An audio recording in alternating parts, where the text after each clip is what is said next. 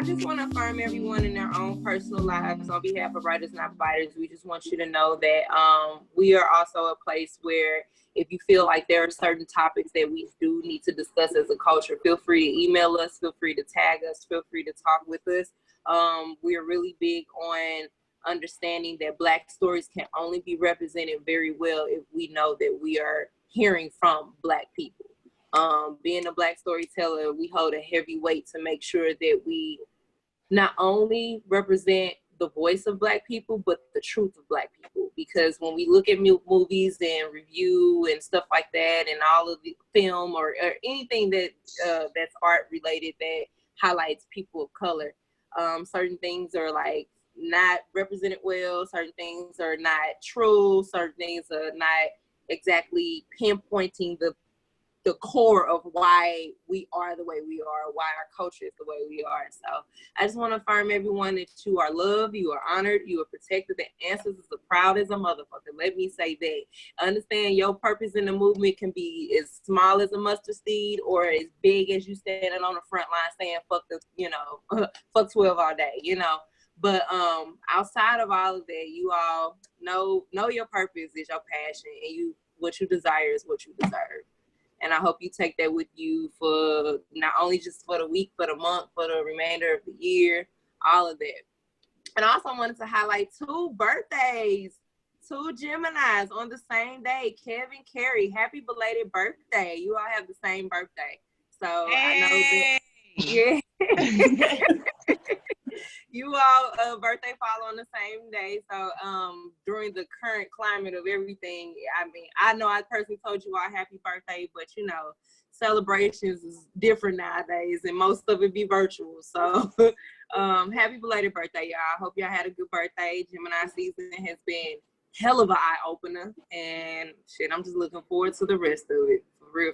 Mm-hmm. Yeah. I want to shout out Mike Cole, who just dropped a short film Friday and then also dropped his album today. So, shout out to that. Congratulations, Michael. Shout out to Kevin actually for doing the cover art. I hit him up basically last minute, told him the idea, and he came through and smashed it out the park. So yeah, anybody who is interested, Noble is a short film directed by David Kirkman, and it slightly touches on the mental state of sometimes growing up with a father, but not having that close relationship of like having a dad. You feel me? Where it's like vulnerable enough to share your emotions, to be vulnerable versus, stiffening up and only having that this stern hand sometimes.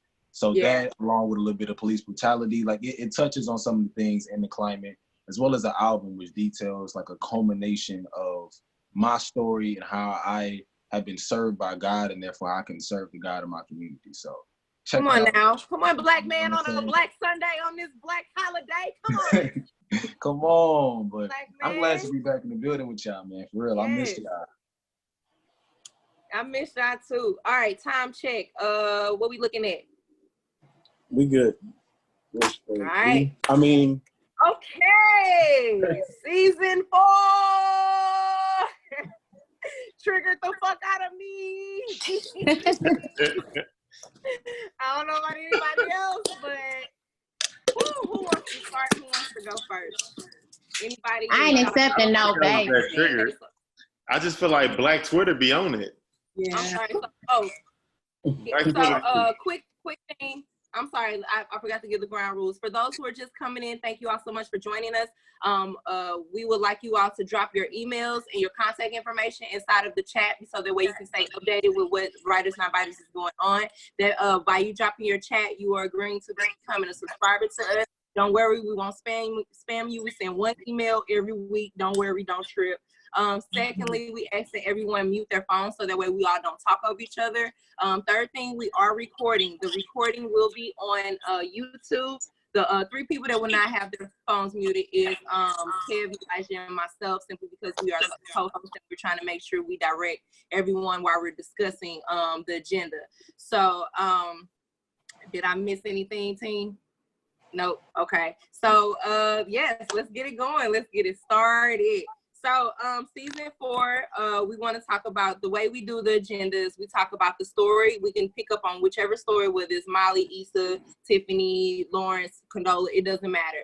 And then we're going to transition into story characters are kind of Characters and predictions. and then we're going to close out the room with predictions for season 5. So, I wanted to have an open agenda because season 4 was just so much, and I know everybody got so much shit to say. So feel free, whoever wants to go first. And if you are trying to chime in, hit the little emoji button so that way we can see it on your screen. So that way, Kev or Elijah can call or can pick on the next person to touch on this topic. So, all right, season 4, y'all. How we feel about it? As a matter of fact, I start off like this. Oh shit! I'm trying to. I meant to watch the last one we did so I can remember my predictions because I know I said I was like Issa and Lawrence gonna get back together. So I was checked on that one. I was like, that was a check. That was a check. I don't remember if I said something. I think I said something about him and Condola having something. I don't remember. I gotta watch that one again. So that might be a slight check on that one too. I'm shooting 3 for 3 at the gym. I don't know. I'm trying to figure out, but you know what I'm saying? Those predictions definitely were, some of those predictions were definitely point on. I don't know if T or E, if y'all remember y'all's.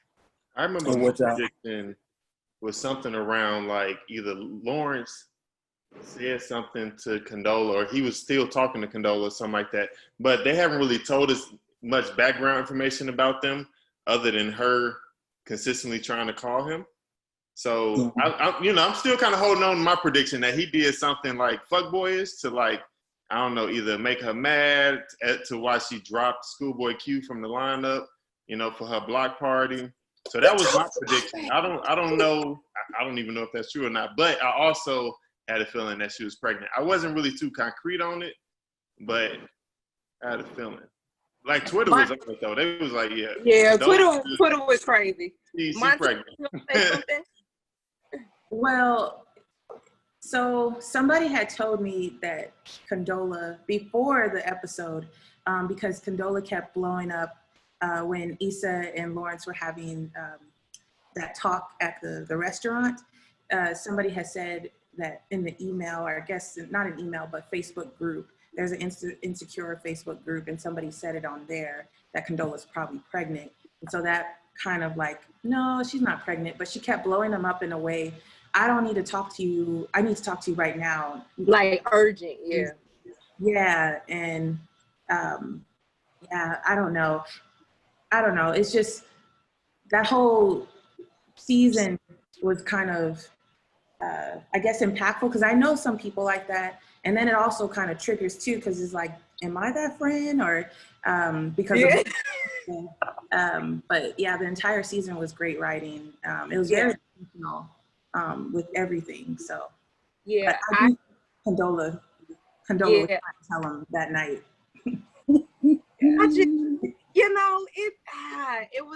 It's always, I think what made it so good, this season so good, is because it literally shows how a person, like how life is literally a vibration. It goes up, it goes down. It goes up, it goes down. Issa just did this block party.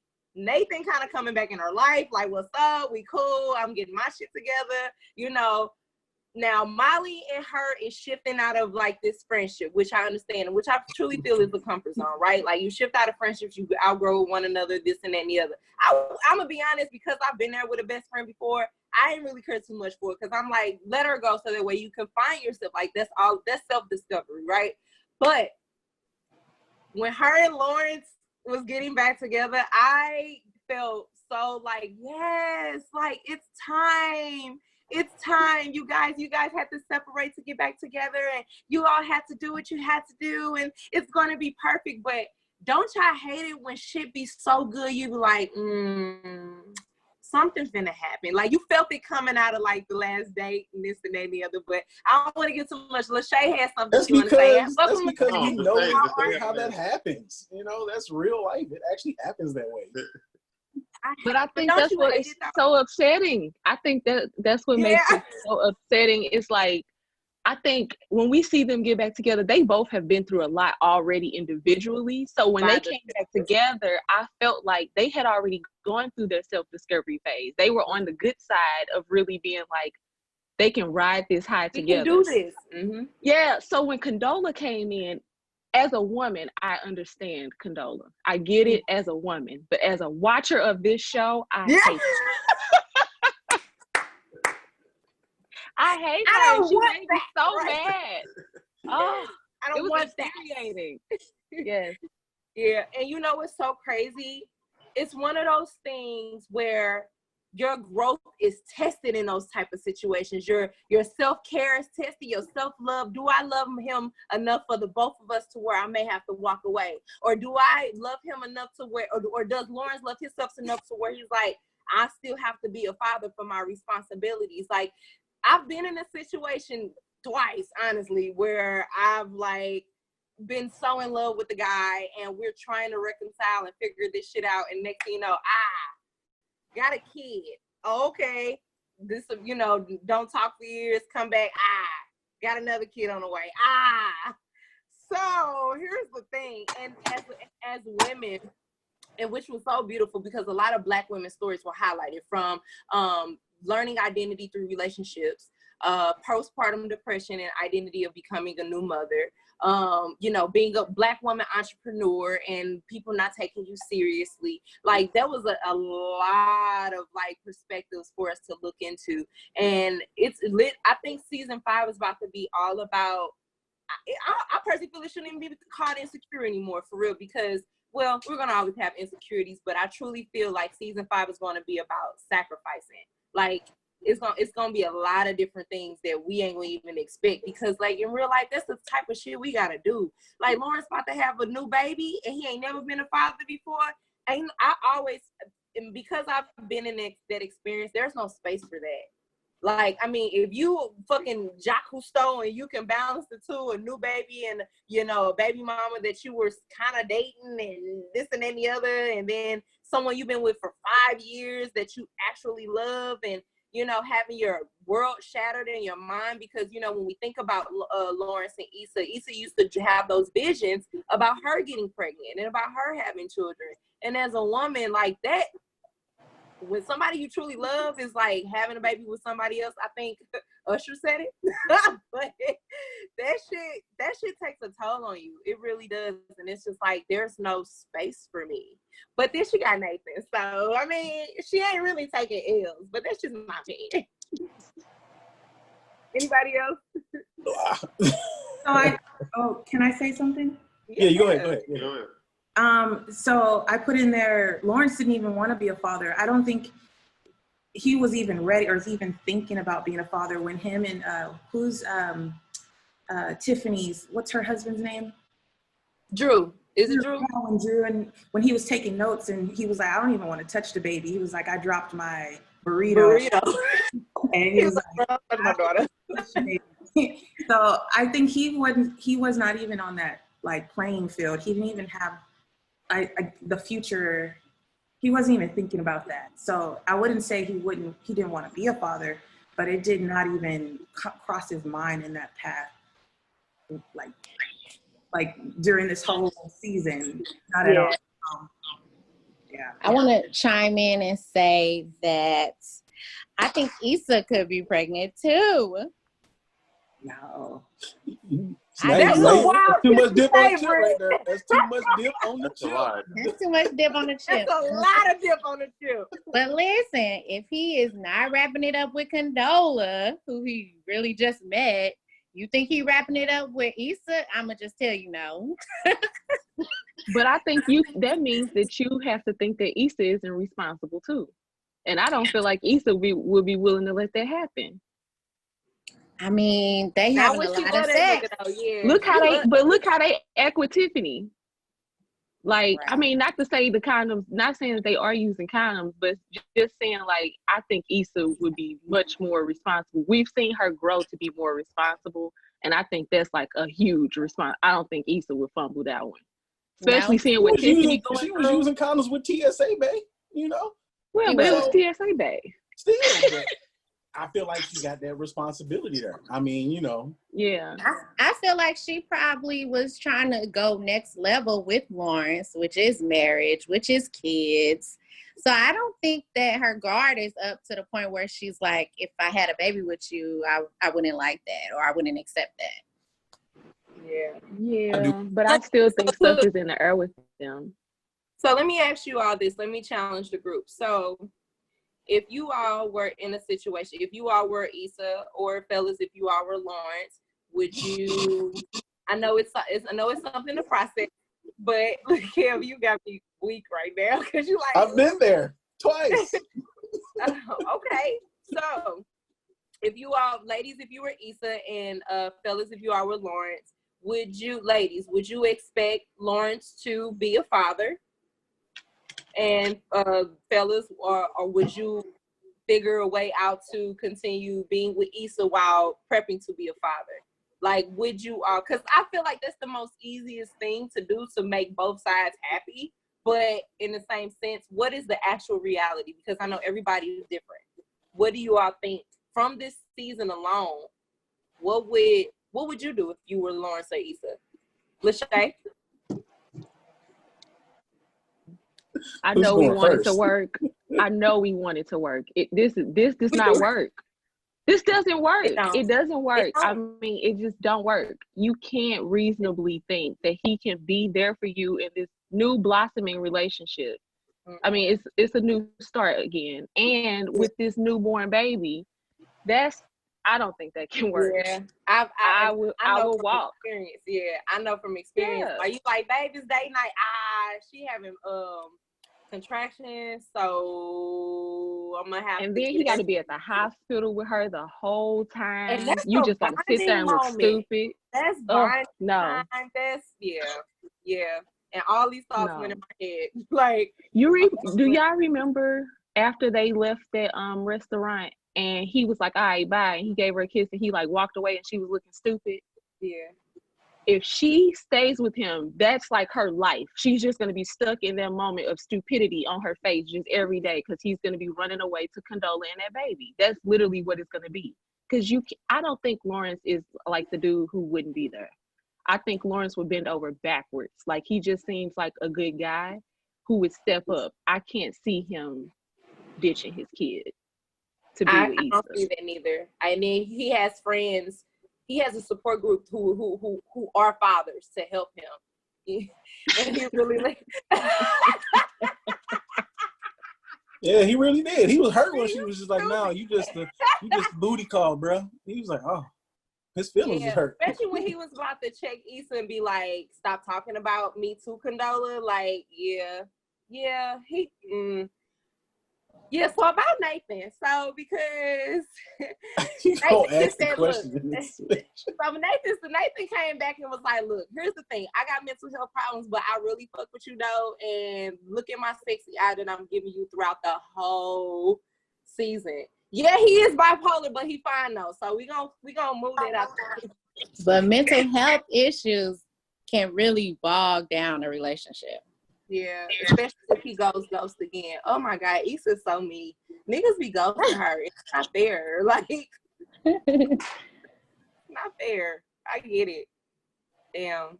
But but when someone is aware of mental health and when someone is actively working on how to combat their mental health, just like we talked about it in Dave, you know, when you know you're about to ramp up or when you know you're about to get into a moment or get into one of your, modes or whatever, you know how to, you're physically taking initiative to combat it, to battle it, to make sure that you're, somebody said time to call Daniel.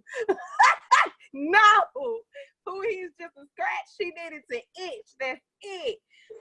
But I do feel like when you're actively trying to work on mental health, I think it will make it a lot easier, because he addressed it, and he was trying to call Lawrence out for he seeming sometimey, and Issa was like, but nigga, I know you ain't talking. And then come to find out, yeah, I'm talking because I know why I'm flip-flopping. Lawrence don't, other than you cheated on me and this and that. And so. He do now, though. He don't. Okay. Yeah, you can't say he don't now because he mentioned his, He do. his At the dinner issues. So table. You're right. Well, Lawrence shit. Hive. Lawrence Hive. I mean, well, happy Father's Day, Lawrence Hive. I mean, like, I'm gonna make sure I pronounce your name right. Lachey? Is that how we say it? Lachey? Okay. I definitely agree with that. What she was saying, like, Lawrence ain't gonna be that type of dude that's gonna, if Condola's calling being like, I need this for the baby. I don't think he gonna be that type of dude that's gonna blow it off. But I feel like Condola's gonna be the type of woman that will probably overuse that to her advantage. Like that she will, use it pettingly. Pettiness. I couldn't get that word out. But use it in a petty way. If she do know that him and Issa are trying to trying to reconcile things. If she knows that, I feel like she will try to use that to, keep. Who said condoms, bro? Why? Why? Y'all are childish. Oh my God, y'all terrible. But hey, Issa have all motherfucking day though. That's real. But yeah, I just feel like it's that right. I feel like that right there alone. I think if they do continue the Issa and Lawrence storyline in season 5, especially with him going to San Francisco, I think that's going to be one of the main pieces of that arc, is whether they're going to downfall again or they're going to make it because of these. Because not only, we don't know if he actually is going to go to San Francisco now, since he has the child on the way. If he's going to stay there and give that job up, is he going to be happy with that by turning that job down he was excited for? It's going to be so much to kind of unpack with just those 3 characters alone, and then that upcoming baby. I feel like that's going to be an interesting thing, and it's definitely not easy from a man's point too, when you reconcile, you're reconciled with someone from your past and everything you think is starting to go good, and then boom, you realize they hit you with that call and be like, I'm pregnant. You like, oh, because it ain't yours, but then you like, wait a minute, what do you mean? And it's just like, yeah. And then sometimes it makes it worse when the food's name is the same name as yours.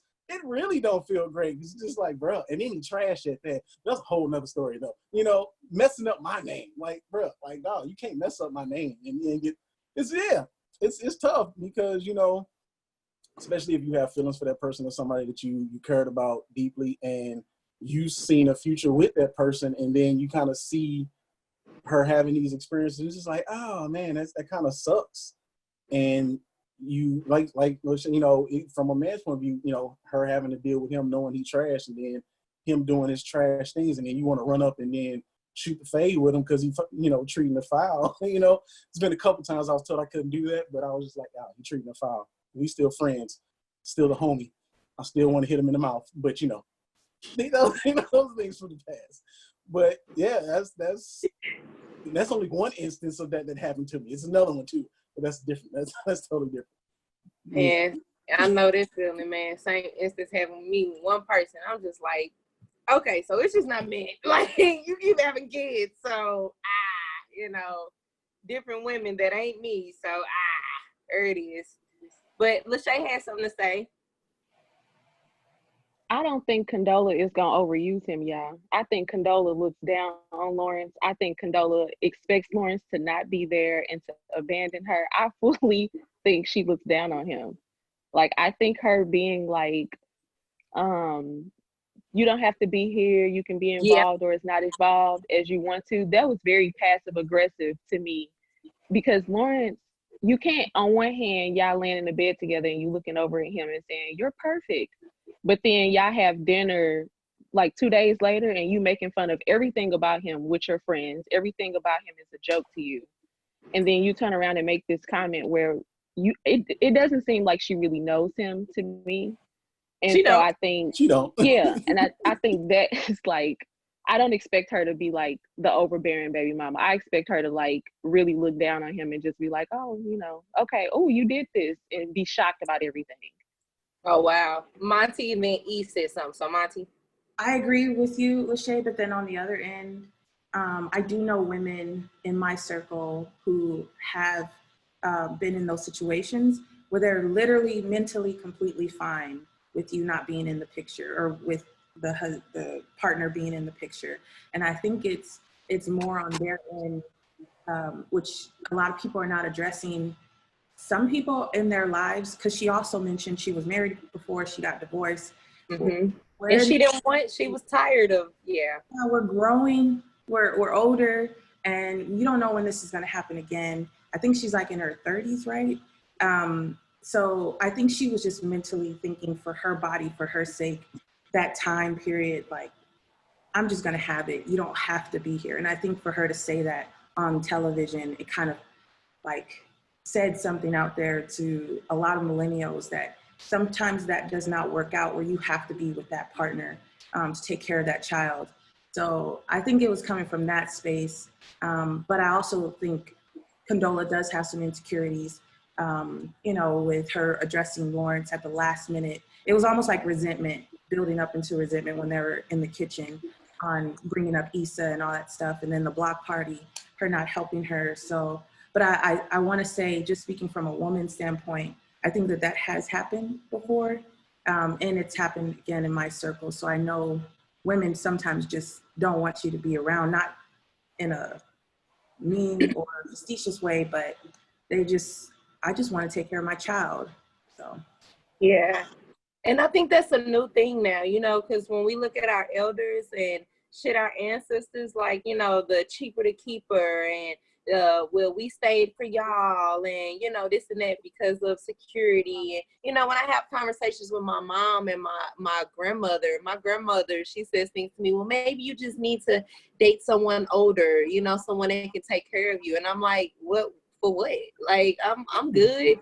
Like, if I tell this nigga to go get me some job, you know? Right. If I tell him to go get me some white cheddar popcorn, and then he bring me some bullshit popcorn, I don't want to be with you, because you can't take care of me like I take care of me. But, you know, back in the day, they have that mindset, like, marriage, kids, you at home, he works. No, like, but I'm sorry, E, I cut in on you. I'm sorry. Yeah, I was agreeing with you. It's like they didn't have as many opportunities. They had to depend on, you know, like my grandfather, or, you know, their husband or something like that, you know. My viewpoint on it is, I think Condola, her behavior is very petty. Like, I know what y'all saying, what she's saying, but her behavior is different. So I feel like she was hurt that Lawrence was able to move on as quickly as he did, which is, you know, why she was a little, you know, Schoolboy Q dropped out. I feel like she had a hand in that. And, you know, I don't know. I don't know if she would have got pregnant on purpose, but I don't expect this to be easy breezy. Nah, but also, so I get the Schoolboy Q thing. What makes Condola petty when she asks that question that ignited where they are now? She asked Lawrence, like, if she didn't cheat on you, would you all still be together? So, like, what? Maybe I'm missing it. What makes her petty? In the fact that he probably. Well, we also don't know what they talked about, because they didn't really show it. But I think just the fact that she kind of like tried to sabotage her block party, like wasn't answering Issa's calls, remember? And she wasn't replying back when she was trying to like follow up with her, but yet shows up that day saying, hey, you know, I just thought I wanted to help out since it's your day. It's like, where was you at like in the days before? Like, what's going on? Lawrence ain't really saying nothing. She ain't really saying nothing. I don't know. And then now she's pregnant. I want to see what's been happening in between these gaps. True. Even what's her name? Tiffany. She's just showing up to the hotel and she just like a wet dog or something like that with a towel on it. Just like, I get postpartum, but it's just like, what else is going on? I don't know. Well, I know we got some moms in the chat that can speak on that. Brit just said something, so Brit, your turn. Okay. I had a lot to say while y'all was talking, but I think to piggyback off of E, I think maybe they will show us, like maybe Condola was sick as hell with morning sickness, like not even able to like be alert and text back and stuff. Maybe, I don't know. I'm not Team Condola. I really feel like she cannot have this baby. Like, she really just cannot go full term and have a healthy baby, because that's gonna change everything. And I don't know, like, I do think she is petty. And it was something else that the girl said before. I can't remember. That's all I got right now. I say she was petty because of the remarks at Thanksgiving joint. That's where I say the pettiness comes from, for me. I ain't really look at the damn, I just lost what he was talking about. But no, but that, yeah, the block party, like, that's business, you know. Yeah. Above all thing else, this is business. You know, Yeah. if you have an issue, you know what I'm saying, don't go ghost. Don't, you know, not respond. Because I'm like, if I got money invested in this and next thing you know, it's like, wait a minute, what's I'm looking at you like I can't even message you. Like, you know, you severed that, you know, that business contact for me. Like, I felt like, you know, whether, especially after they kind of brought it up and was just like, all right, is this going to be a issue between us with, you know, you dating my ex? And I, you know, they talked it out and laughed it out and, you know, all right, boom, let's keep it moving. But it's just like now, since Lawrence was just like, oh, you know, kind of hesitant when she asked that question, it's just like, oh, okay, cool. Gone. I'm right, but do you, so are you saying she was pregnant during the during the pre-block party? Like, I don't, because we don't know exactly how much time has passed from the block party and all that. So I'm not saying, I can't say that myself because I don't know exactly how much time is, but you know, TV after one episode, it can be 2 months later, you know what I'm saying? Yeah, you never know. yeah. So yeah. So this was so big to me. We're going to shift a little bit from the triangle, love triangle, and we're going to shift into Black motherhood in America and postpartum. I love how Issa and the entire writers room like highlighted Black motherhood from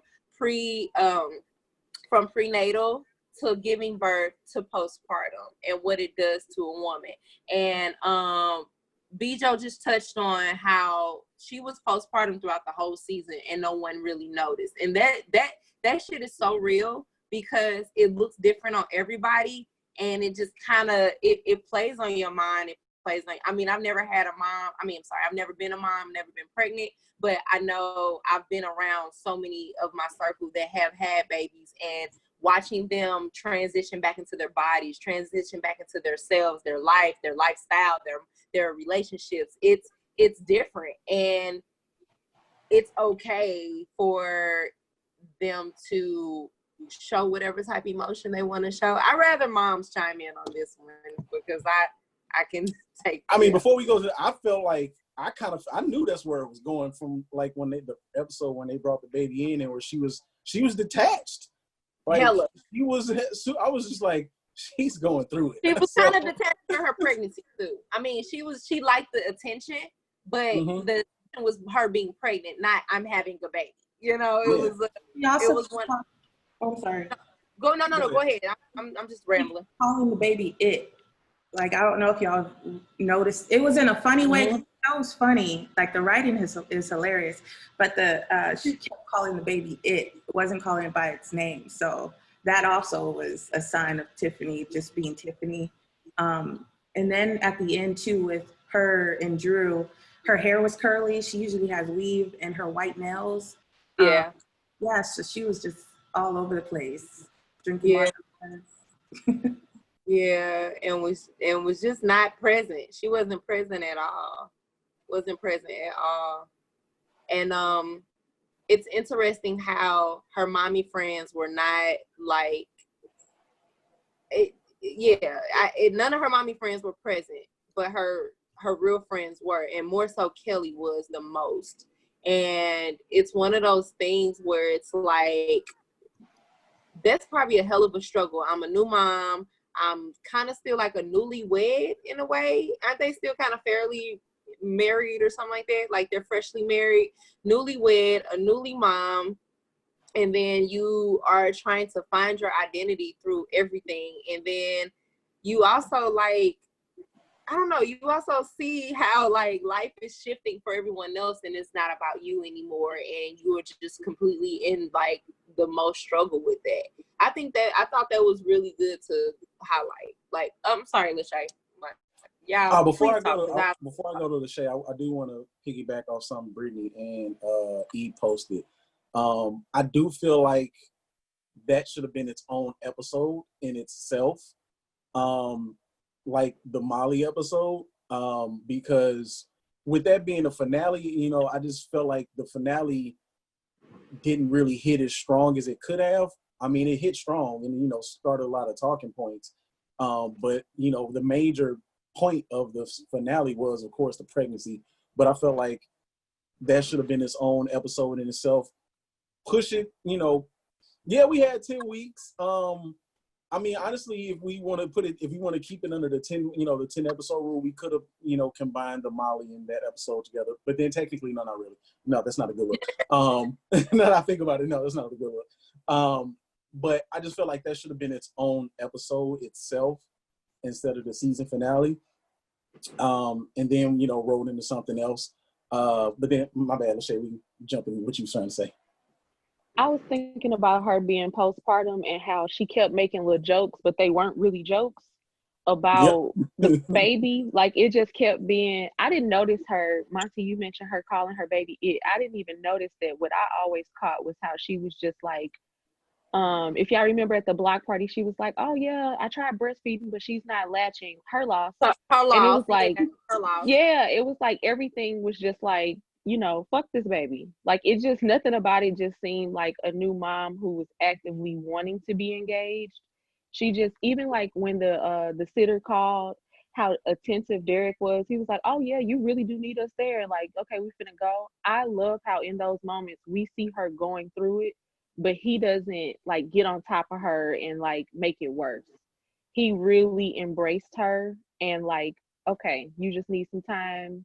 You know, oh, you just want to drink, you just want to party today, cool, I'm gonna let you do that. I'll go. It's okay, I'll leave the car. Or, you know, everything was just, I appreciated him, but I really noticed the contrast of him to her and everything. Yeah, that was loud as hell. Like, he wants the baby, he wants the family, and she like, no, I just want us. Like, you know, I don't want extra responsibilities. And she even said that, like, I don't want to go home because she crying. And he's like, okay, fine. Like, you know, but I think Tiffany is having a rude awakening off the strength that she really has to learn, like, it's not about, I think her identity is being stripped away from her. I don't know how relevant she's going to be in season 5. The man is usually like, nah, yeah, that was a hell of a reversal role. And that's something we need to see, because we always see that, you know. I thought that was really good. I want to transition and pivot again from wait before we do that, because a thought just really popped in my mind about that is, you know, how we're always so programmed to, you know, go to school, go to college, get a family, get married, have kids, blah blah blah. You know, what about the people that never really wanted kids? Like, is Tiffany one of those people that was just, you know, she was always good, chilling with her girls, she had her dudes, she's living her lifestyle, going out kicking it? What if she was one of those people that never wanted kids, and now we're seeing that effect of that? And I think that's something that can possibly be, you know, picked up in season 5, because there's a lot of people like that. Or when you don't want kids at a certain age, and, you know, everybody's like, well, you married, you should be doing it. Like, no, I still want to live my life and enjoy my life. Why are you putting that on me? You know, maybe she was one of those people that. The story, right? Yeah. I mean, shit, I'm a product of that. My mom had me at fucking 20 turning 21. And now that I'm 31, I'm like, damn, Mom, you had 2 kids in your 20s. You know what I'm saying? Like, I understand why you wouldn't, like, I understand that your nature kicked in, but your nurture was shit. You feel me? Like, I get that, because, like, when you think your whole 20s, like, bro, you straight still nurturing your mama and yourself. Then to mama somebody else. Like, Yeah, that is heavy. But I think that's what the whole season finale came out to be. Like, what about the people who don't want kids? Lawrence was like, is it mine? You sure? Like, you gonna keep it? And, you know, Condola, like, nigga, you don't have to be here. I mean, like, I'm good whether with or without you. You know what I'm saying? Like, I think it highlighted so many different perspectives of relationships, what we want, what we don't want, self-sabotaging, you know, all of that. Like, I think it did a really good job of highlighting all of those people that you were just stating, Kev. For real. So, transitioning into Molly, I'm gonna be honest, didn't really give a fuck about her story. I didn't because Molly, at this point, it ain't nobody but you. Like, and I think for 4 seasons, we've been saying that. Like, it's not Jadena. But it was a good breakup, though. I was proud of the breakup. It's not the dude who let the other dude suck his dick. It's not that one dude. It ain't none of them. Molly, it's you. Okay, it's you. It is you. And you get with this Asian man, and then, okay, now I understood the brother shit or whatever. He was disrespectful. You checked his ass or whatever. But if you're trying to be so gung-ho about this relationship, stop tearing this man apart because you want to be the nigga too. Like, cut that shit out, girl. Like, cut that shit out. Molly got on my fucking nerves, and all she was doing the entire season was projecting. She projected on every fucking body, and Issa got on her ass and was like, no, bitch, you're fucking miserable. Like, you gonna, out of all the time, on me, I'm about to, like, Molly, because I've catered to relationships like that. Because when you have a kind heart and you love your friend and you like, oh, friend, I know you so fucked up, and I really try to help you, but goddamn, you gonna come at me. You gonna come at me on the biggest day of my career, on my entrepreneurial career. You know how big that is for you to get the nerve up to do something as big as trying to throw a fucking block party in Compton? Like, what? Like, you know, like, or LA or whatever, like. And then you bring some stupid shit because I asked your nigga to help me, which is something I asked you first in the beginning. And I still need to make sure this motherfucker probably because I got the community out here expecting me to do shit. You know what I'm saying? Then you got this black reporter at my shit talking about some niggas gathered together for coconut oil and some other shit. And then you gonna sit up here and get mad at me because I'm over here asking this nigga to bring Vince Staples and some niggas that we don't even know. And then your ass ain't had no problem wobbling with me while you at my shit. Sitting in VIP sipping and shit, okay? And then you mad? Fuck Molly. Like, she made so me you're mad. She made me mad, y'all. On game, she made me mad. No cap. Like, she made me mad. But like, yo, I want to ask a question to everybody, though. Do you feel Issa was wrong for asking Nathan? Because No. I don't. No. I really don't. No. I don't. Absolutely not. No. Yeah, Pillow talk is pillow talk. Goddamn me. Shit. Pillow talk get shit done. Pillow talk get things going. And then on top of that, it's still innocent because if Molly and Issa are not talking, Nathan and Issa are growing as friends. And she's like, and Nathan on some just checking in with you, seeing how you doing. You know, just they saying in my rain, they saying is this, you know, trying not to have a fucking panic attack, this and that. Of course, Nathan gonna be like, how can I assist? Well, you do got a roommate that's an A&R rep or whatever the fuck you do. Why and that could have been a simple conversation. What if Issa didn't even ask this nigga? What if she just expressed, this is what's happening. Schoolboy Q dropped out. I'm kind of like, I don't know what to do. Of course, if I was Nathan, I'm like, because I fuck with Issa and I love her. And then on top of that, I know that she's been working hard at this idea to come into fruition. Let me hit up my fucking roommate, bruh. Help my girl out real quick. Say less, bro. You know what I'm saying? Like, it ain't got shit to do with Molly. Molly just inserted herself because she's entitled because she's his girlfriend. That's not cool. You over here, and at the end of the day, you're choosing a position to sit up here and be like, how dare you go against my relationship and this and that and the other. But at the end of the day, Molly, if you calm the fuck down, everybody wins. My best friend eats. My nigga eats. My friend's friend eats. Everybody eats. How are you mad about that? How are you mad about that? And then when you walking with your nigga and then the artist manager like, thanks, bro, for the link up and Vince had a good time. Your nigga putting in work too. Why are you mad about that? Why are you mad? It upsets me. I'm about to channel my mama Tina. It upsets Cause me. yeah. You're trying to suppress me. I'm your own Solange album. It upsets me because you're trying to suppress me into thinking they're black. Let me stop. Molly had me fucked up and she tricked me. That was a powerful rant there, T. Man, I have to say, I'm sorry, y'all. I'm shutting the fuck up for the next 20 minutes. I promise. Yeah, I agree with a lot of that. You know, yeah. There's nothing Anybody much, else? there's nothing much really left to say after that. You know, but I think that was the theme for Molly this season was the fact that she has issues letting stuff go, and she's always harboring on the things and picking at things at the wrong time. Because I we go back to the episode with her family. Everybody was like, bruh, like Pops did what he did. He apologized. Why are you still harboring over there? Why are you still, you know, messing with him, being shady to him? Chill out, eat this pie. You know what I'm saying? Chill out with the fam. You know, like why you? That was the first, because I wasn't really paying attention to it the first couple episodes before that, and that's when it really hit me. I was like, that's gonna be an issue. That's gonna be a problem. So, Lachey, you had something you want to say? Yeah, Molly need therapy. Like, y'all just gotta lay off of her. Molly just gotta get some therapy.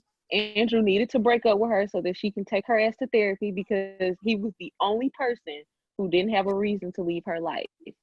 I feel like everybody else, she made an excuse for why they were gone and why she didn't need to have them back.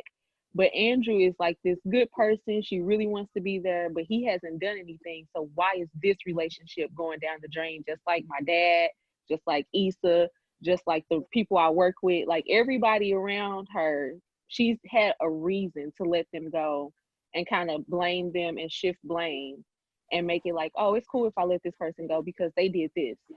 But he hasn't done anything. So it's forcing her to be like, okay, why am I alone now? Because she's alone. Even if you look at her family, you've isolated yourself from your family because of the stuff with your dad. You haven't been able to let it go. And everybody don't understand why you haven't let it go. And she is just, I think next season, Molly gonna be in therapy every week. Like, I think she gonna be, I'm serious. I think Molly is gonna be in some heavy therapy because she goes, but she don't listen. She don't implement. She doesn't do anything the therapist says. She just be there. Like, she talks to the therapist make good points. Molly be like, oh, good point. Like, remember the daydream that Issa had where it was like Molly was leaving therapy and Molly had that chance to call her? Right after, I feel like in that moment, your therapist just asked you, well, how do you feel about this relationship? That was the moment for Molly to really start evaluating and reflecting. And we didn't get to see her do that. Like, she never actually does. Molly just feels, okay, well, you know, I went to therapy. And there's no work. She doesn't do anything behind it. It's just, I paid my copay. Yeah. Mm-hmm. So let me ask you all a question. This for everybody. I'm going to shut the hell up, I promise. Okay. Do you all think at the very end of the season finale, was that a true reconciliation between Issa and Molly, or was that trauma bonding? Trauma bonding. 101. Because I was actually gonna comment on what Lachey said, and I agree. Like, even with when they met for brunch, they didn't even talk about anything that was on their heart. Well, I feel like Issa kind of did because her stuff was a little bit more surface level than Molly. Molly she said, "I love you, girl." Yeah, she broke out. you know, and everybody thought everything was cool, and then come to find out, it really wasn't. You know, and I think that, of course, that hurt Issa, and I feel like Molly didn't even learn from that. It was just like, fuck, now she's gone. Let me lean on Andrew some more. You know, codependency. You know, that's how that grows. You know what I mean? So. I think Lachey, I agree with her. It's like she has to, you know, be by herself and really grow on her own right now. Yeah. But can she though? Do y'all think Molly is the type of person that knows how to be by herself, or she's always? We've never seen it. You know what I'm saying? People in group from worse situations, baby. Right. We've never seen it. Molly. Not Molly. Monty was finna say something. Yeah. I just feel like Molly can't. She doesn't. As professional as she is, and I think that should hit on a lot of topics too, as professional as she is, as established as she doesn't know how to communicate. And when her back is against the wall, even with her colleague, that one guy, that weird black guy at her job, how he addressed her in a way that it was assertive, but she could have, came back instead of, okay, I'm sorry, instead of being passive. And even the colleagues at her, the two women that mentioned like, okay, we're not going to work with you on this because you did this. She doesn't know how to, she wants to call everybody out of their BS. Yeah. She doesn't want to be called and I guess have that mirror in her face. But yeah, Molly needs to grow up. And I think the show is showing her in this like wealthy, professional, I got it all space, but she's like a child. Like those be the messed up people. He has a very binary way of thinking. It's like either this or that. You know what I'm saying? Either I'm killing it or somebody trying to get me. Or something, you know what I'm saying? And that's like a problem, and which is why she can't really get along with people at work like that. Because it's like, all right, it's either we working together, help me be good, or y'all gunning for me or something. Like, bro, just chill. I feel like Molly. I like when she had the little bob that was like right here. That was cool. But some of them I was like, okay. But she did. The outfits was slaying though. I did like the outfit. But is that not a black character in today's world, especially as a millennial? We got all the material shit in the world that's like, hey, you look good on paper, but you like emotionally fucked up, got childhood trauma. You don't know how to keep a relationship to save your life. You don't know anything about self-accountability. Yet Molly's personality is ugly. And then like you disregard everybody. And as much as we saw in like the last episode, she disregarded Andrew so much. It was nothing but a buildup. I was like, bruh's finna leave her by 9:59. I swear he's finna be done with her. He's finna be so done with her because like he kept, and that's the thing, like he kept calling her out on her shit. Like if this was me wanting to stay later at a party, if this was me wanting to do this, if it was me, it's a problem. And she just could never see herself. And I really hope that Issa doesn't take advice from someone who's just as hurt as she is. Issa, your situation is legit because it's out of your hands. It's out of your control. But Molly, all your shit is in your hands and in your control and you causes it. So I hope that like their reconciliation will kind of be short-ended because I really don't think Molly and Issa need to be friends right now. They don't. Issa is going through some shit that Molly can't even touch right now. You feel me? Because like Molly would have been sabotaged to where it even got to that point. But Monty. There's also the fact too that like friends, like I guess Molly is human at the end of the day. I know I don't want to sympathize with her because I do not like her, but I think people have the right. She was jealous and she didn't know how to say that. I feel like she was jealous.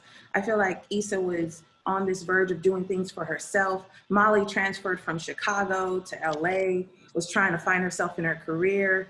When Issa just literally quit her job and focused on the block party this season.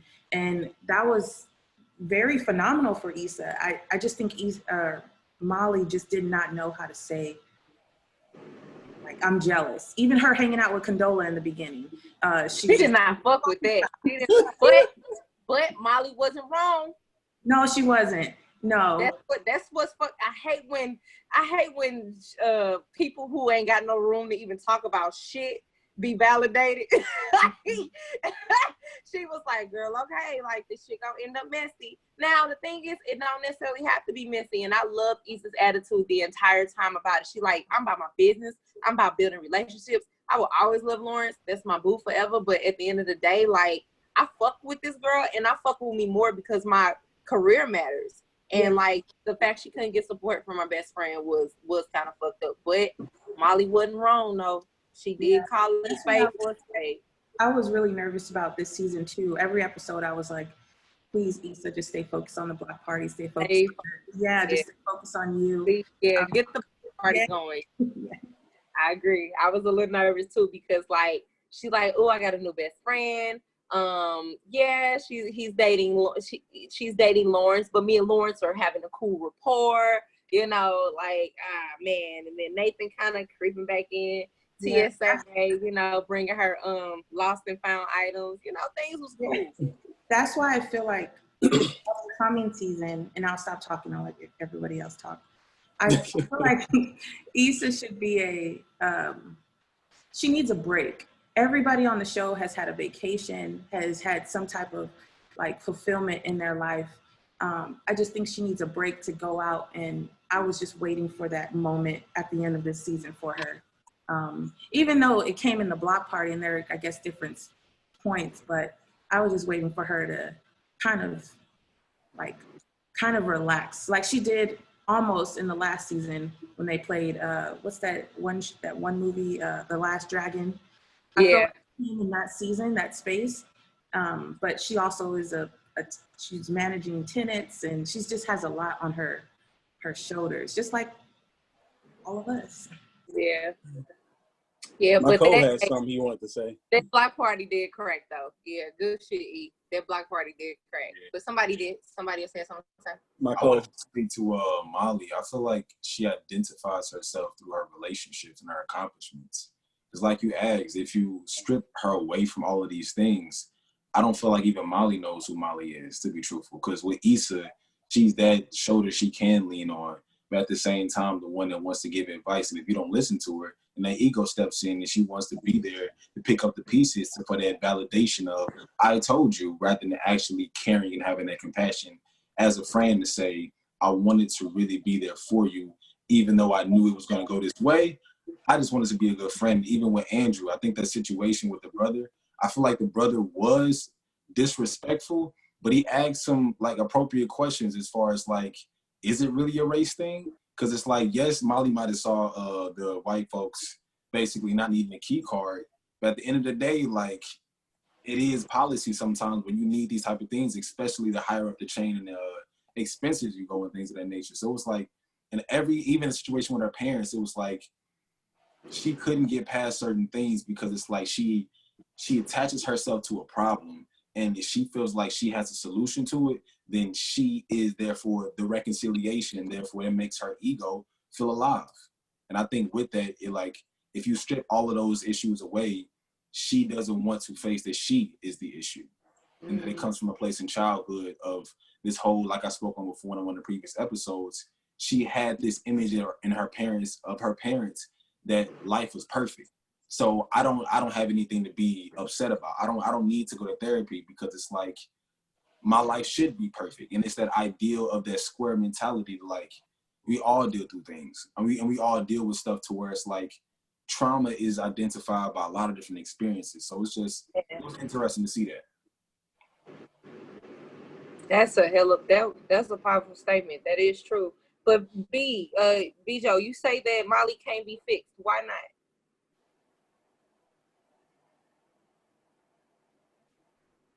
I don't think Molly can be fixed. I think like her age. So she's been doing this her whole life. And I know she's in therapy, but as y'all see, she not doing the work. She going, she can pay for it, she can afford to go. Like, she can see that she needs to talk to somebody, but she still can't see that. The problem is her.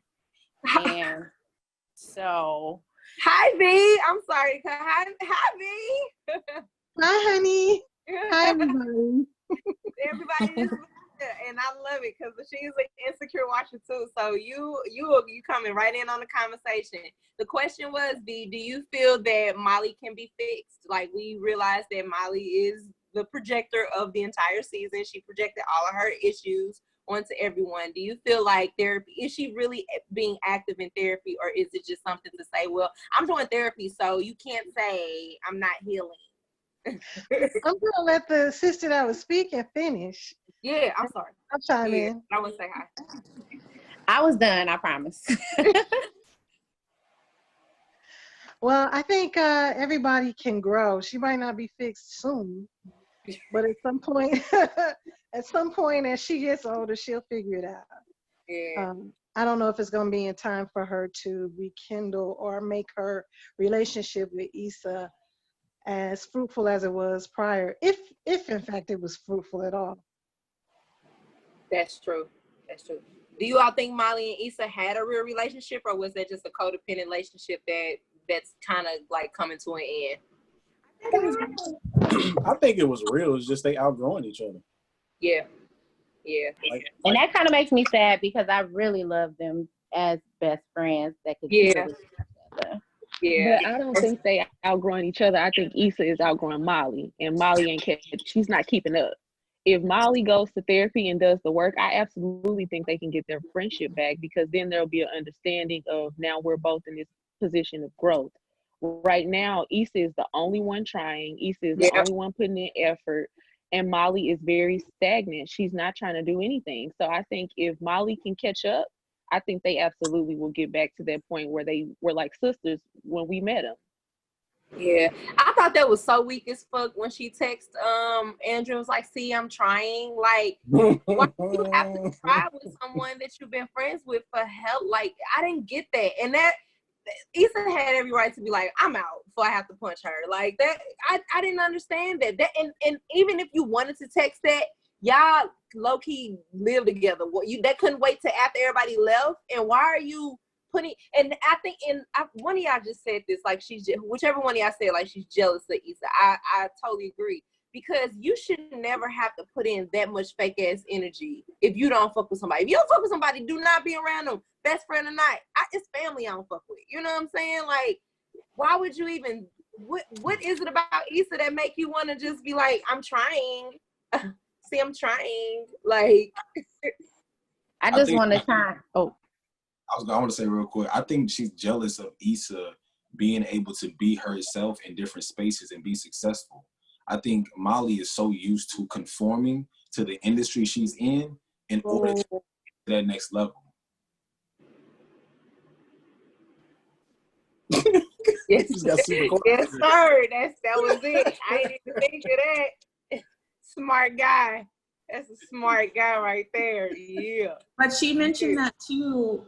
I'm gonna take it like way back, but she had mentioned Molly can conform to anything on the first season when they showed her like playing dice with the custodians, or her in the law office, or I think Molly does adapt to her situations and things like that. But I think it's a growth thing for Issa, and it's a new space that you can be creative and successful, or you can be successful as a creative, as an artist, as somebody that wants to do something fun for the community. And I don't think that that's shown in like professional settings in those, I guess, in that manner. And so that's why I think Molly is jealous of Issa, because she's making it, but she's doing it in a space that is fun. It's liberating. She's empowering or not empowering, but she's having like situations and fun activities for Black people in her hood. So I don't know if that made sense. Things that matter. Yeah. Lachey? I forget his name, but Michael, am I saying that right? Oh. Yeah. You just mentioned how about how Molly doesn't feel like she can be herself in all these spaces. And I think that was like such a great point, just because if we notice how, I think one of the biggest things that stood out to me is Molly's family is the only family that we've gotten to meet, and we know all of them. And I think that's going to add to her trauma story. Like, I think there is some trauma there that we just don't know about. I would love to know the relationship between her mom and dad, because how is it that your parents are together and y'all live in the same house? How didn't y'all know your dad was cheating on your mom? Like, you know, her brothers seem pretty close. You know, their family seems pretty close knit, but I think there's going to be a family dynamic that gets revealed about Molly that's going to uncover a lot of the stuff that we see, even down to, if you notice how like her family seems really humble, and Molly lives in this high-rise apartment. She wears designer clothes. Everything is like top notch, but her family seems really like laid back, chill, you know, middle class, regular people. And she just really sticks out when she's around them. And I think I'm interested to see how that's going to play into next, or I hope that it plays into next season.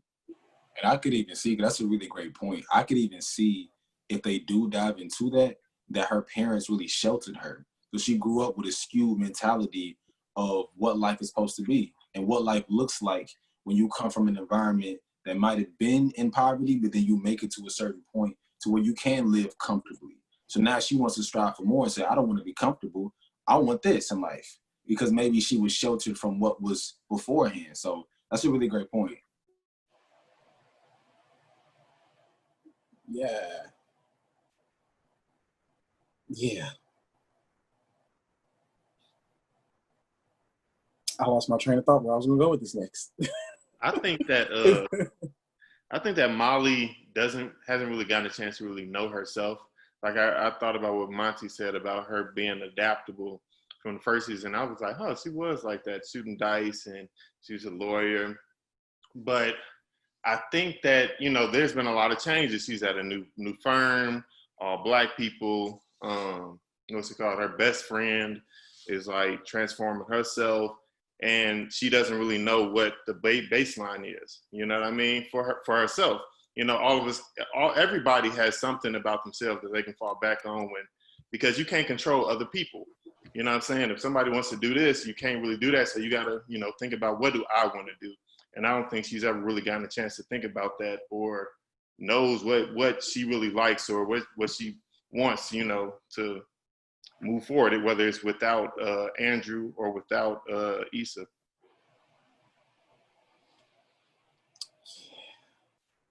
So it's apparent that everybody is on a fuck Molly mission now. That's what it looks like. I'm not saying fuck Molly. I'm not giving up on Molly. I have hope for Molly going to therapy and becoming a better woman. I really do. I'm rooting for her, y'all.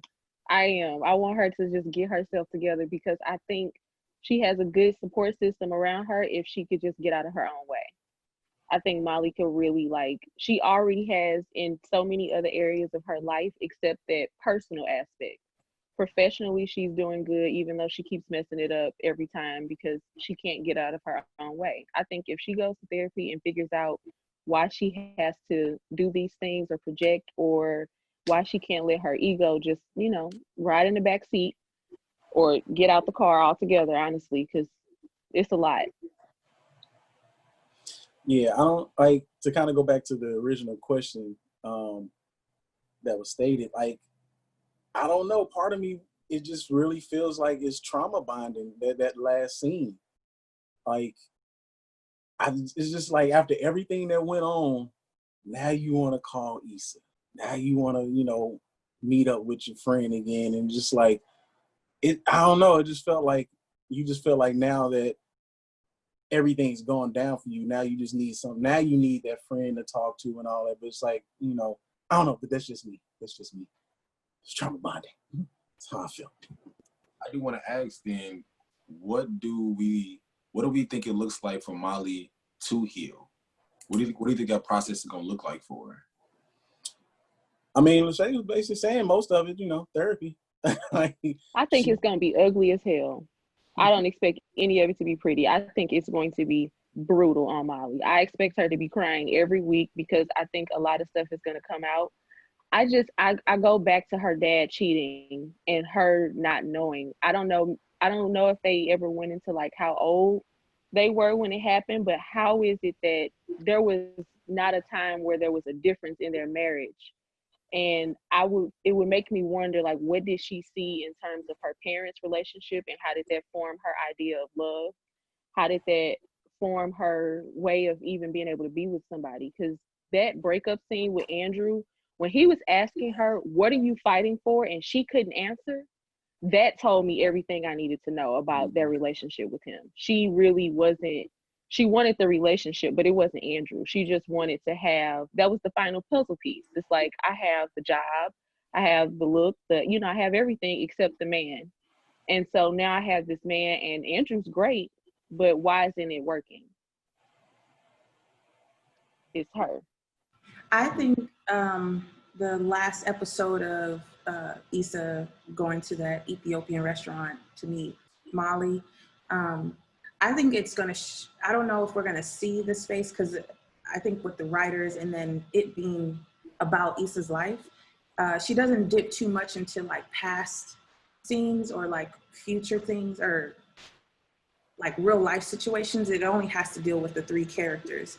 So I personally think that they're going to kind of try to make up, and it's going to be awkward. And I think there's going to be a really fun, like, real situation with Molly and Issa that's going to bring everybody back together. Like that was the Molly and Issa we met at the first season.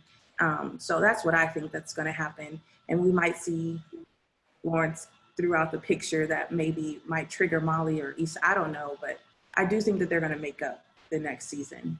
I have a feeling they are. I can actually see Issa like listening to Molly and being a good friend to Molly, but not really opening up about what's going on with herself, is what I can predict. You mean like not telling her about the Lawrence issue? I don't think she should, honestly, but that's just me.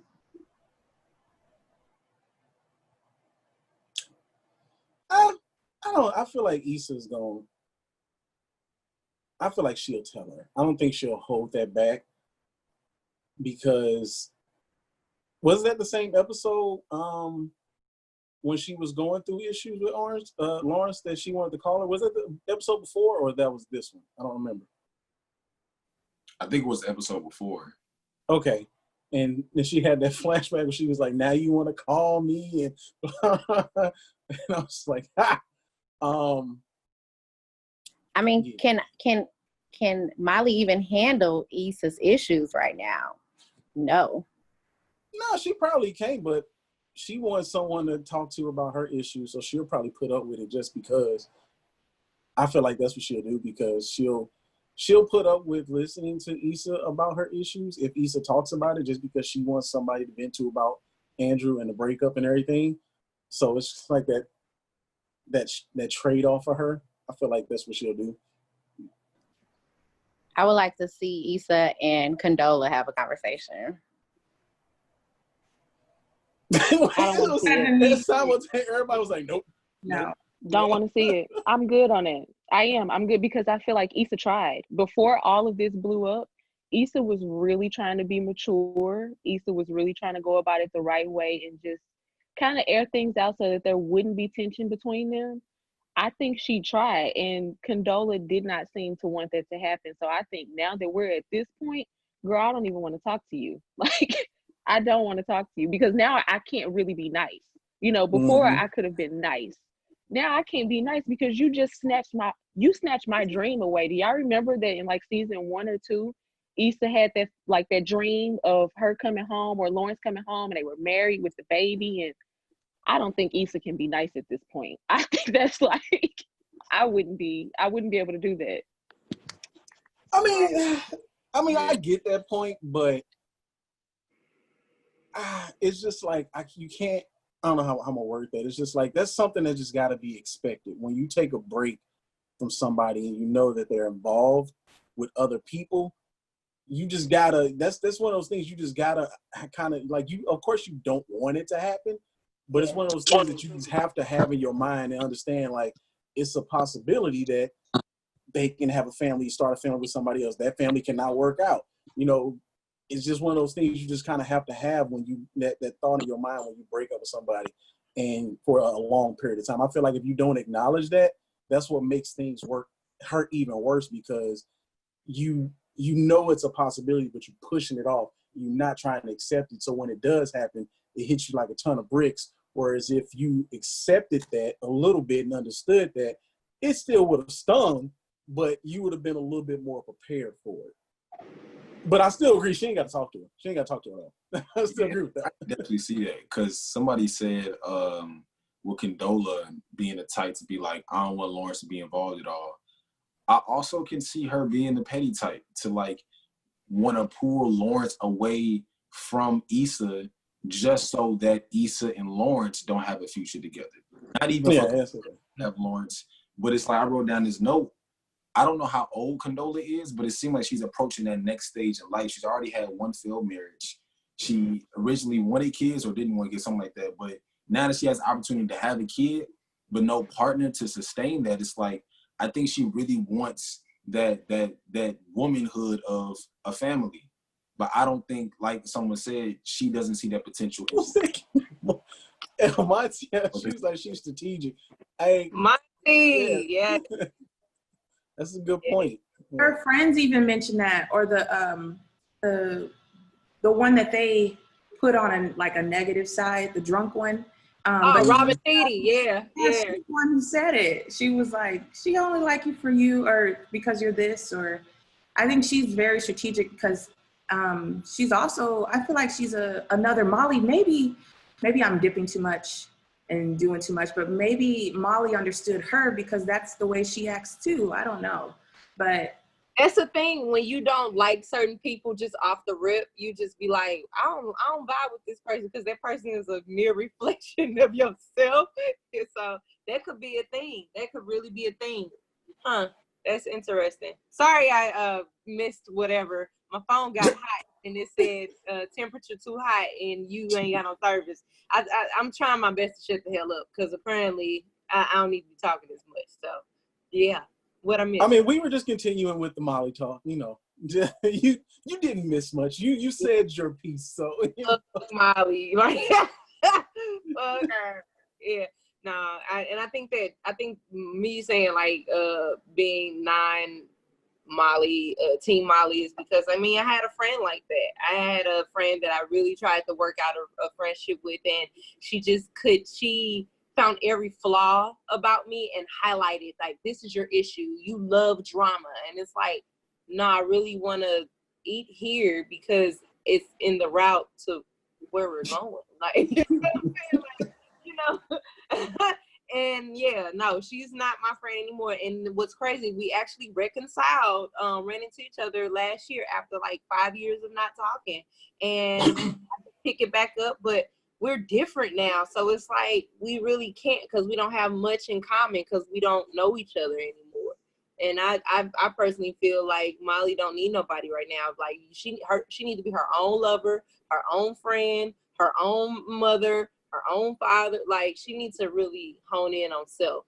And like Monty said, was it you, Monty, who said that Issa was the only one? Yeah, she needs to be her own lover. Like you need to love yourself because you can't. You suck at loving everybody else. So. And yeah, Issa does need a vacation. And have we got into predictions yet? No, we's about to roll into that because that's what we's about to roll into. Oh, okay. Well, predictions and transitions. Transition into predictions. I do feel like Nathan is going to be Issa's safe space. I can definitely say. Her what? Safe space. Safe space. Like he's going to be very prevalent in season 5. I just feel that because when she was showing him, when he was showing Issa like that second event space that she's trying to throw away like that, because Issa straight gonna be a fucking culture curator, and I'm so here for it. Like I'm so here for it. Like it's so lit, and she has a guy who is pushing that because he's an entrepreneur and he's doing the same thing. They're going to be working together a lot. He's going to be able to help her. He helped her with the block party idea, so he's going to be around a lot. He's going to end up being her safe space. She's going to be at a crossroad between Lawrence and Nathan, and she's going to go with what makes her feel good, which is Nathan. Who said Daniel coming back? Ain't nobody seen Daniel in 5 seasons. Like ain't nobody seen Daniel. Lockjaw. You know, and I also think at some random point, I just feel like Condola's ex-husband is gonna pop up. I don't know who it's gonna be, but I feel like he's gonna pop up because she mentioned him. He's been mentioned. He's been briefly, subtly mentioned a lot in the season from her friends, from herself. She even said in the season finale, she was like, I didn't want things with Jason, but I wanted with, you know what I'm saying? He's gonna pop up. I just feel that heavy. And shit, Issa and Molly gonna take another break. Kelly still gonna be that bitch. I think Drew and Tiffany are gonna go into marriage counseling, or they're gonna get a divorce if Tiffany don't get it together. I hate to say it, but Tiffany is she's a handful, and it's like, am I gonna raise my wife or raise my daughter? Am I wrong? Mm-hmm. I don't think so. I don't think no. that. I don't think I'm too far off from that. Lawrence, I think Lawrence about to get He's about to go into a hard pivot of what to do within his life. But I don't think Issa's going to have too much to do with it because Issa's going to choose her and he's going to have to choose him. That's my prediction. Muting. Who's next? Who wants to go next? And Latoya. Let's talk about Latoya. We'll get on that in a minute. Okay. Oh, you know what? No. Let's talk about that right now before we get into predictions. Because, like, this is something somebody else pointed out, too. And I didn't pay attention to it. And they was just like, was the whole storyline of finding Latoya also a part of Tiffany's storyline? And that's why in the season finale, you didn't see anything regarding finding Latoya, but it was, it was like finding Tiffany. Somebody pointed that out, and I was just kind of like, I know you know what? I want to go back and watch that now just to see if those two really line up the way they say. But no, it was just something I wanted to throw in the chat and see if anybody else seen that or, peeped that or anything like that, or seen anybody else talking about that.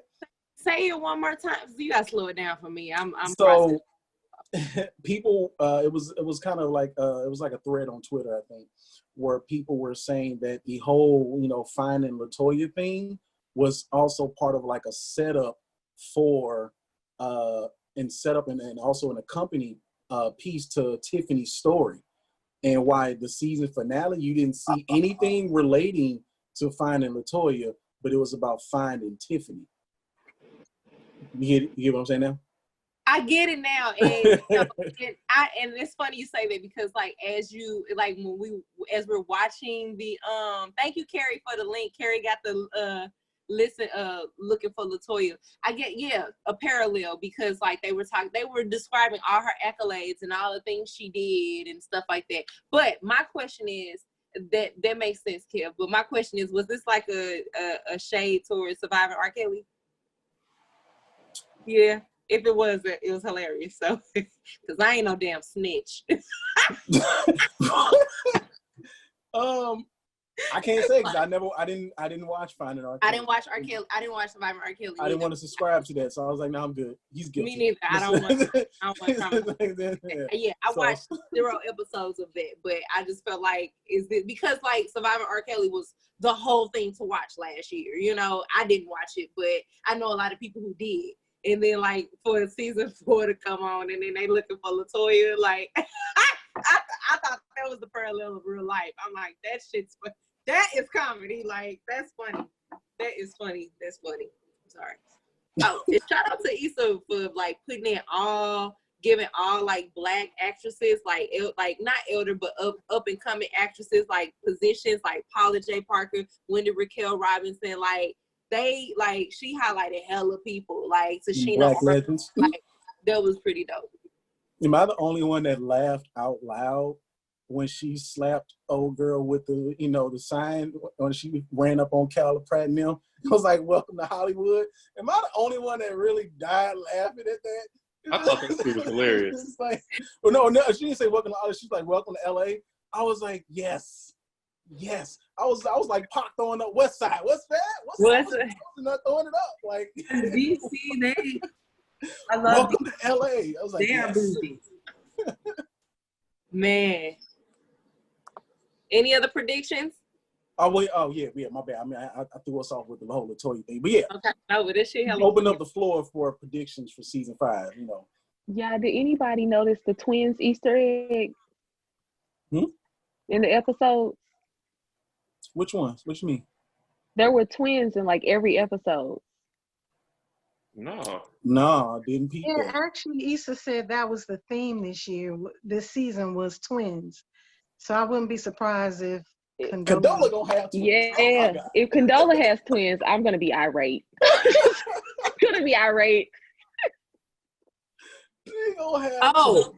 Did you all that's interesting. Twins, wow, ooh, wow. That's deep. Yeah, ain't no room for Issa. So let's just go ahead and just ain't a room. Did you all notice there were subtle, well, not really subtle because they're very loud with a lot of things, but there were maybe I'm tripping, but was there a Justice for Brianna sticker in season 4? Did you all see that sticker? It was when her and Lawrence were at like the market, and I don't know how I noticed it, but I zoomed right in on it. It was like when they were standing at one of the vendors, and that is the timeline correct on them filming and Justice and Brianna that happening? It probably was. Okay, because yeah. Like you say you don't think so?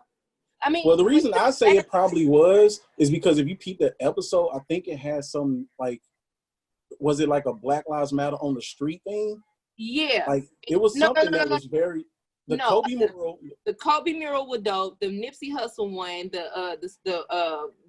what do you call that? Aerial shot. Yeah, aerial shot. That shot. But but before they transitioned to those scenes, there was a Justice for Breonna sticker. Now I know in film, if something is current that's going on in the culture, they will reshoot that scene to add certain parts in there. Yeah. Now, forgive me if I'm wrong because there's so much going on. Brianna got killed when? No, I know what I'm talking about. What month? What month was that? It was March. March. It was early. And March started the season 4 started in the beginning of March. Okay, if you all can go back to the last episode, and there Lawrence and Issa are talking, and they're talking about San Francisco, and there was like a panic picture of them talking just like this, and there's a small sticker. If I'm not mistaken, please tell me if I'm wrong, but I think that was a Justice for Breonna sticker. So like they're like, I love that she is putting, protesting in there. Like you see that it was because it looks like what everybody else has been posting. I don't know. I peeped that and I was like, if she did that, she probably told everybody, hey, we reshooting this scene so I can add some culture to it. I really think that was a Justice for Breonna sticker because it was a silhouette of her. Isn't there a silhouette of her and it says Justice for Breonna, then it has like flowers all around? The flowers. Yeah. So I remember seeing, the reason I said I don't think so is because I remember her saying that they shot I think Molly's episode where they went on a vacation was the last episode that she said they shot for the whole thing, because that was their like final, the trip ended up, I think everybody went out to Mexico for that trip, even though it was just Molly's episode. I think it was like they vacation. Yeah. But to your point about reshooting it, I could definitely see that. Mm-hmm. Please, because that's been bothering me like all week. I'm like, I gotta ask if anybody else caught that. But if there was a Justice for Breonna sticker, like that just made me fall in love with Issa even more. That's shit that I would do. Start production again just for that one shot, because the shot was very intentional. Because if y'all notice, like when they are shooting in certain angles, you like, why y'all shooting from behind a plant like this? You know what I'm saying? But legit, I really think that was a Justice for Breonna sticker. So I don't know. Please, like, y'all go back and look at it when they're in their market and they're talking, and then let me know. And somebody be like, "Girl, it was." I'm like, I knew it. Like, Issa that bitch. Like, okay. No, I definitely got that vibe from the episode. It felt like it was more recent compared to the other ones. Like it was just like it was filmed like really before like everything got shut down. Like it was like I got that same vibe from it. So yeah. So I didn't think I was too far off. But any other predictions? I mean, only 2 people went. Man, I think the baby belongs to her ex-husband. That'll just really make me happy. No, that ain't gonna work that way. That's too easy. I think that might could happen, because I remember I saw something on Twitter that says that Condola was talking about, I'm going out of town, and she was talking to Issa, and she was like, oh, for fun or business? And she was like, oh, fun. And I think Lawrence wasn't on that trip. I think he was in town that weekend. Mm-hmm. Yeah. She said, no, because she asked. She's like, oh, like you and Lawrence, and it was her. Then it was specified that it was her and Lawrence going on that trip together. Yeah, right. I think it was implied. She said it was for fun, and I think Issa. I think it was implied. She was with Lawrence. Mm-hmm. I think you're right, Elijah. Yeah. Now we gonna have to go back and peep that. Now it's gonna be an episode of Maury. It's gonna be like, you are not the father. That's gonna be so good. Mm-hmm. But see, then I think if they do that, I feel like they probably gonna do that later in the season after Nathan and Issa probably got even closer, and she's still conflicted. And then when it comes to find out that this ain't this man's child, and this whole time period, you know, she put off messing with 5-year bae, and it's gonna be so much conviction, so much, and I'm here for it. I'm ready. I'm ready. I feel like they're going to cover the COVID situation or what's happening with the coronavirus next season. Like that, that's going to be funny. I don't know. The writers are hilarious. I feel like if they do that, they'll probably do that in like another like side piece, like the final Latoya thing. Yeah. Yeah. Oh God! But it's gonna be hella funny. It's gonna be called the fucking Dos Equis virus.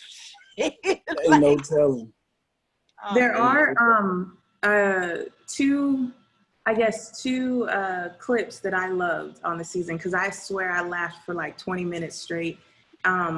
It was when Issa was driving the older guy around and he was trying to find his friend Charles or something. And he said, damn, I don't even know if he used the word bitch, but he said, damn, you cold-blooded. Are you a lizard? Because it was so cold in the car. And then the second, it's the writers, when they wrote, when the tenants came in Issa's house because the water wasn't on, and then the guy low-key, like really low-key said, you treating us like them folks in Flint. Like, yeah. Probably. I just died. I love it. I fucking one person we did not touch on that is a gem in Insecure. That is Issa's brother. Issa's brother is magic. He is magical. Like he just be like, I got time. I really don't have time. I do got time. When he was smashing that chicken. He was. She was like, thanks, you didn't help me with anything. He was like, you get what you call me. Yeah. Oh, with him and Kelly banter. Oh my God, that shit is so funny. Him and Kelly, when she was trying to be from fucking from London. Now that, oh man, I was waiting for him to bust her out. Like she was like, oh, I hate you so much. He was like, I thought you was from England. She was like, come from Philly. Yeah. Nigga, come on, they shooting. Like, he came through for Issa though when he like talked to her and they had that Cinco de Mayo moment and they were just like having fun. Like those are the sides you don't. Thanksgiving too. Yeah, you just see the bicker side, but I do enjoy his character. Yeah. I like when he was eating the chicken and talking. That's me. I'm like, that's me right there. Like, yeah, I hear you. But I'm smashing this food. Finish talking. Like, yeah, you do that. Yeah, that's cool. You ain't hear nothing I said, did you? I didn't. Goodbye. do you all think that Issa and Lawrence rapport really started from when he was watching her story on Thanksgiving night? And I told you. It was eyes. And y'all was like, nah, that ain't gonna mean nothing. Ain't nothing gonna happen. I told y'all. Huh? What did you say? No. Do you think like the whole Lawrence opened that portal of him and Issa reconciling when he was watching her Thanksgiving night and was like hard eyes and hearts and I was just like, oh God. And I told you I was gonna come back to this moment and tell you. I was like, that was the moment when he dropped them eyes. I was like, that's it. That's all. That was it. That's all that needed to happen. Soon he did that, she popped open that I was like, there it is. There it is. And y'all was like, nah, that don't mean nothing. Yes, it do. Yes, it do. I was right. Apparently, yeah. And then was him and Condola broken up? They wasn't broken up, right? They were, or were they on? Because remember, that's what we were talking about. I think that's what he was trying to tell her when they was at Tiffany and them house. He was trying to say like, yeah, me and her are not. We broke up, but that's when she got the call about Q and everything, and that's when all that happened. Like I was like, they ain't together no more. I knew it. That was the boy. Divine timing be something that's so out of our hands. You be like, hold on, me and my ex, we cool. Hold on, one second. Hello, what? That's yeah. Any other predictions? Are we not gonna talk about how Issa failed in that bar? Like, Bro.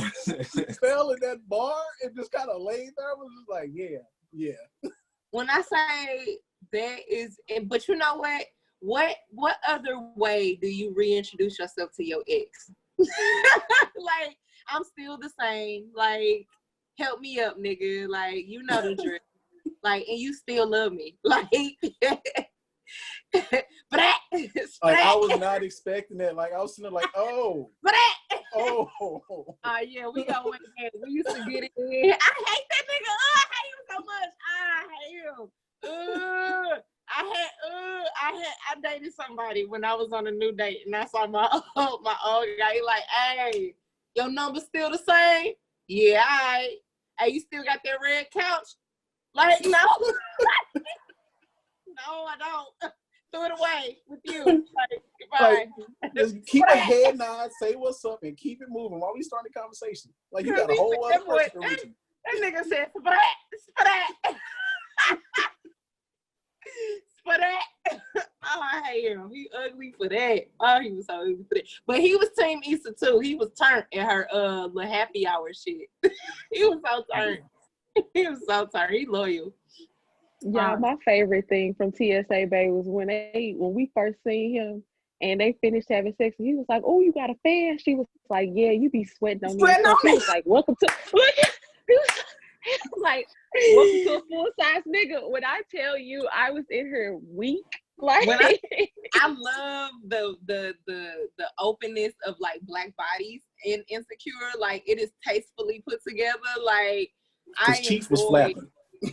Y'all, I thought he was Malik off of The Game when they was having sex. That first episode, I'm like, is that Malik? That would have been fire. Oh, do you all notice as Issa grows, her inner voice grows too? Mm-hmm. Did you all notice that? Like, her conversations with herself was like, especially when her and Molly got into it, she's like, no, like, relax, you good, reflect, release. It's still self-care Sunday. Take care of yourself.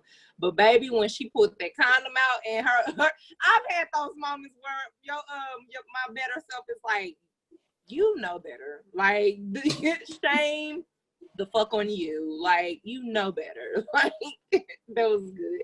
I love that she highlights that because we all have that inner voice that we usually ignore, but then we realize, oh, you my best friend when I chill out. Like, and if you noticed in that moment, remember when she was deciding whether or not she should talk to Molly or not, when she looked over at their voice, she didn't have anything to say. It really was like, this on you. Like, you have to decide what's going to happen because I don't know how to. She was confused, but their voice was also confused. That's why we didn't see her. Yeah. I think. Damn. We didn't see her inner voice a lot. I mean, we saw parts of it in episodes, but like, Issa really is growing. Yeah, she is. Yeah, that's deep. That's really deep. Yeah, yes, sir. Any other predictions, Mark, Michael?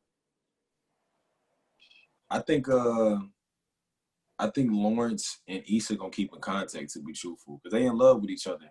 And like, even the way they ended before, there was no closure. It was just, you just closed the door, but it wasn't like, you didn't know that person was leaving.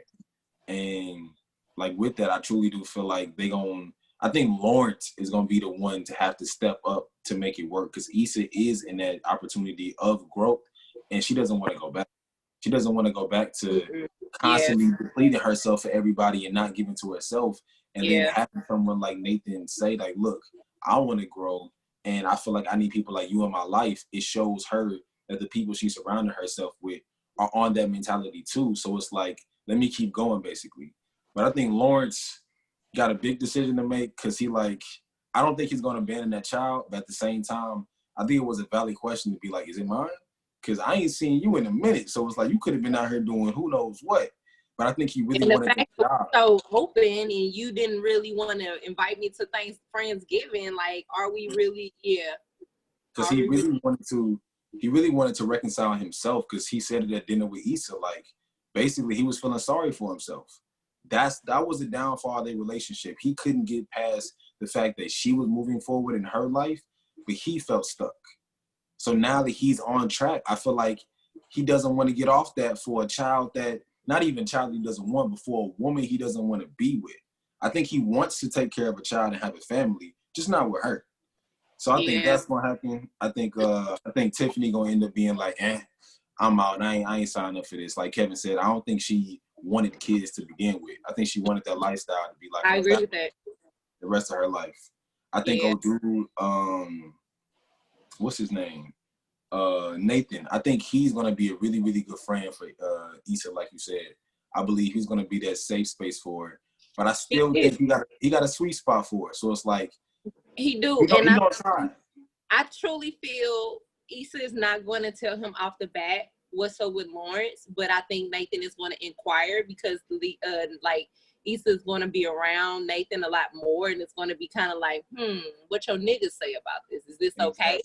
And I do feel like because Nathan already what he think he knows about Lawrence, he don't fuck with Lawrence. So I think Nathan is about to legit pull up on Issa on some fuck this nigga. I'm finna take care of you. Like I'm finna love on you. I'm finna do everything this nigga could never do because like Nathan want Issa, and Issa made it clear like me and him are working on things, and Nathan was like, okay. And anytime you give a nigga a look like a crack window open of like, hey, well we're kind of on the rocks, say less.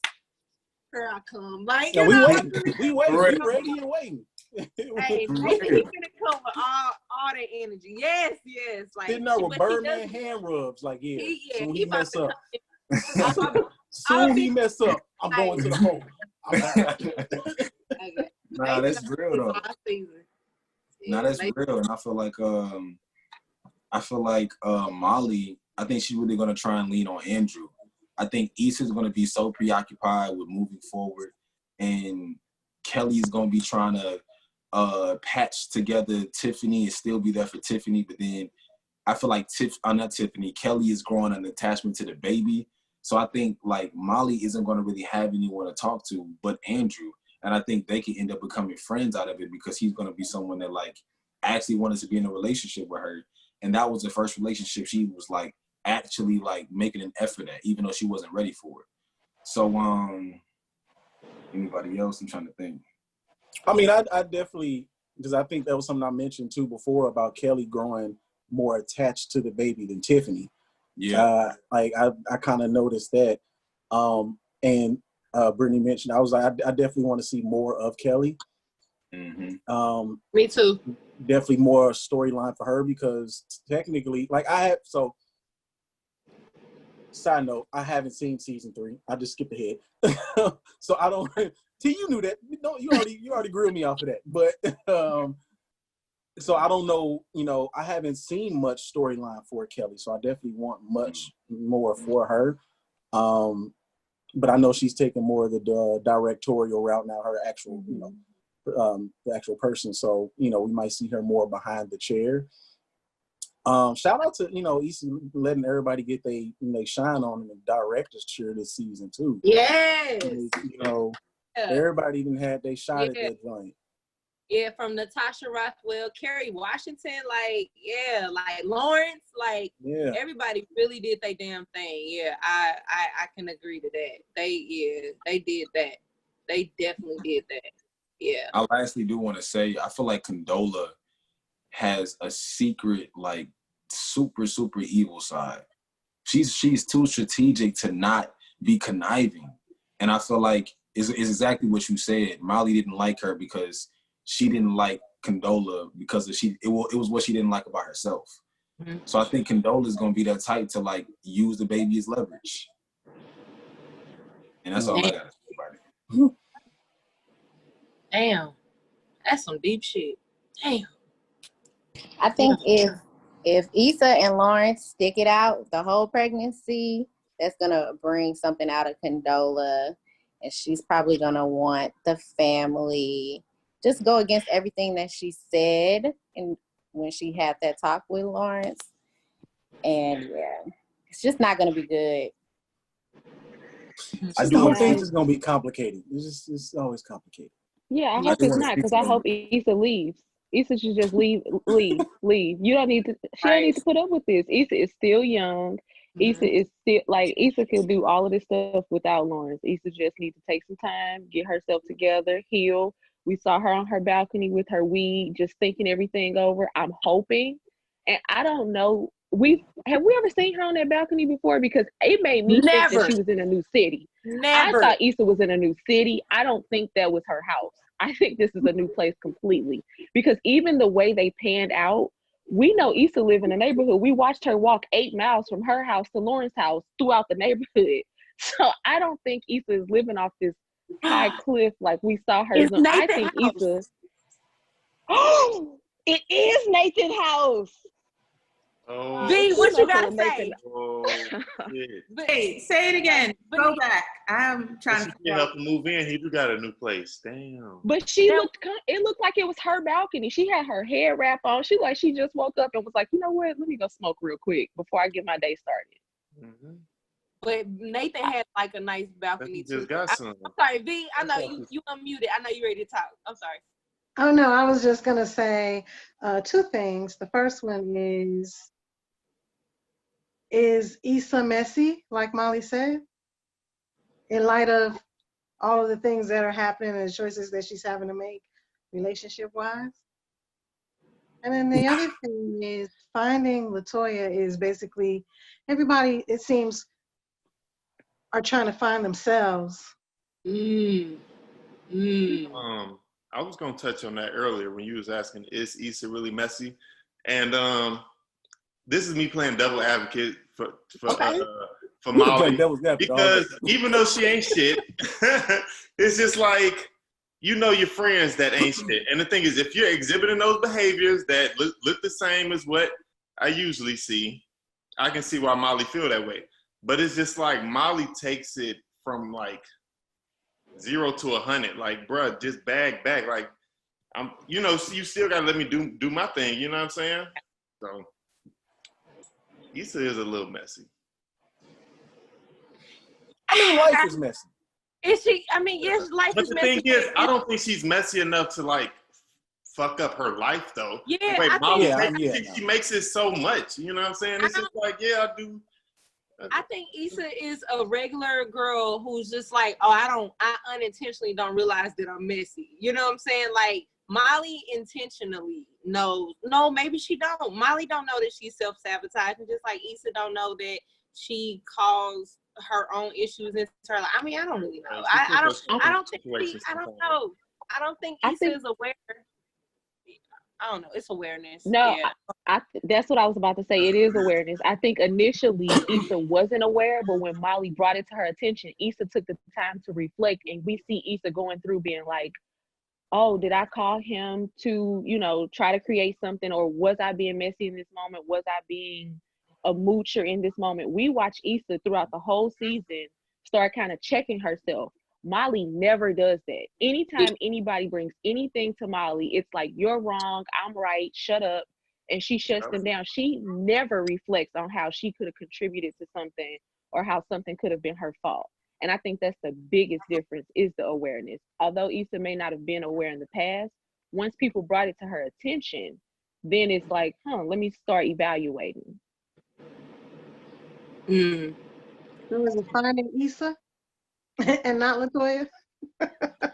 That's a good point though, because if you think about it, a lot of this season was about majority of the characters finding themselves.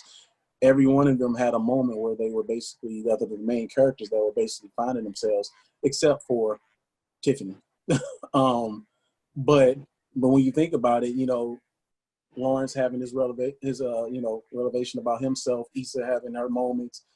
I don't think Molly quite found herself yet, but she's lost, you know. So it could, that the finding LaToya could be a thing for her. Like, it could be, you know, a representation for Molly becoming lost in, you know, everything that's going on.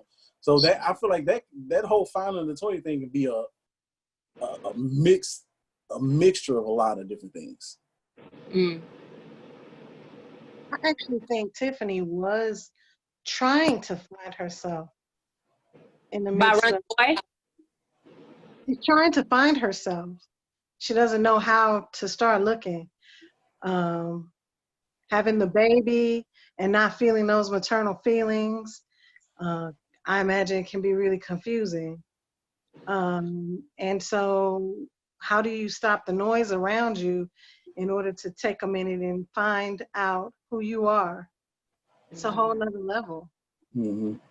I think, Lenita, I will, I guess, agree to that just because lost my train of thought. I was looking at a bird outside. It happens. I'm sorry. I do think Tiffany did find herself or was trying, because y'all watch the wind downs that they have? Yeah. Mm-hmm. So there was one moment where Issa, and I think she's just reflecting on the show, but Tiffany also had the door closed when she was talking to Derek too. So like opening that door was a reflection of her. And again, I will say again, I'm not a mother, but postpartum depression, she didn't have her weave, she didn't have her nails done. She literally just like dropped everything when last season, it was all about Derek. It was all about, I love my man. He is the best. And we do this and, ooh, I love Derek. You know, it's just, she dropped everything. So I think her actually seeing Derek and all that stuff, him opening the door and him hugging her was a moment of like, he's accepting her. So she's, I don't know, maybe we'll see a new space of Tiffany being this like real eclectic girl, this woman next season, and without all the foo-foo stuff. I don't know. Can I piggyback off of that real quick, Monty? I think part of it is also she seems a little resentful that Derek has this paternal instinct and her maternal instinct didn't naturally kick in. I think the fact that she has to work for it is a very real part of postpartum, and women feeling like inadequate or not enough if it just doesn't come naturally, because we always are told like when you get pregnant, you'll have your baby, you'll just know what to do. And with her not knowing what to do and not really accepting this new part of her life, like you said, she was all about her husband last season, but I think that was because it was just them. Now this baby comes, and it's not that it's a competition, but it's a thing of like, we're both in this together and you are really carrying a significant amount of this weight and I don't even want to be here. And so I think for her, it was a matter of running away from that. Like, now my life isn't what it used to be anymore, and I just don't want to be here.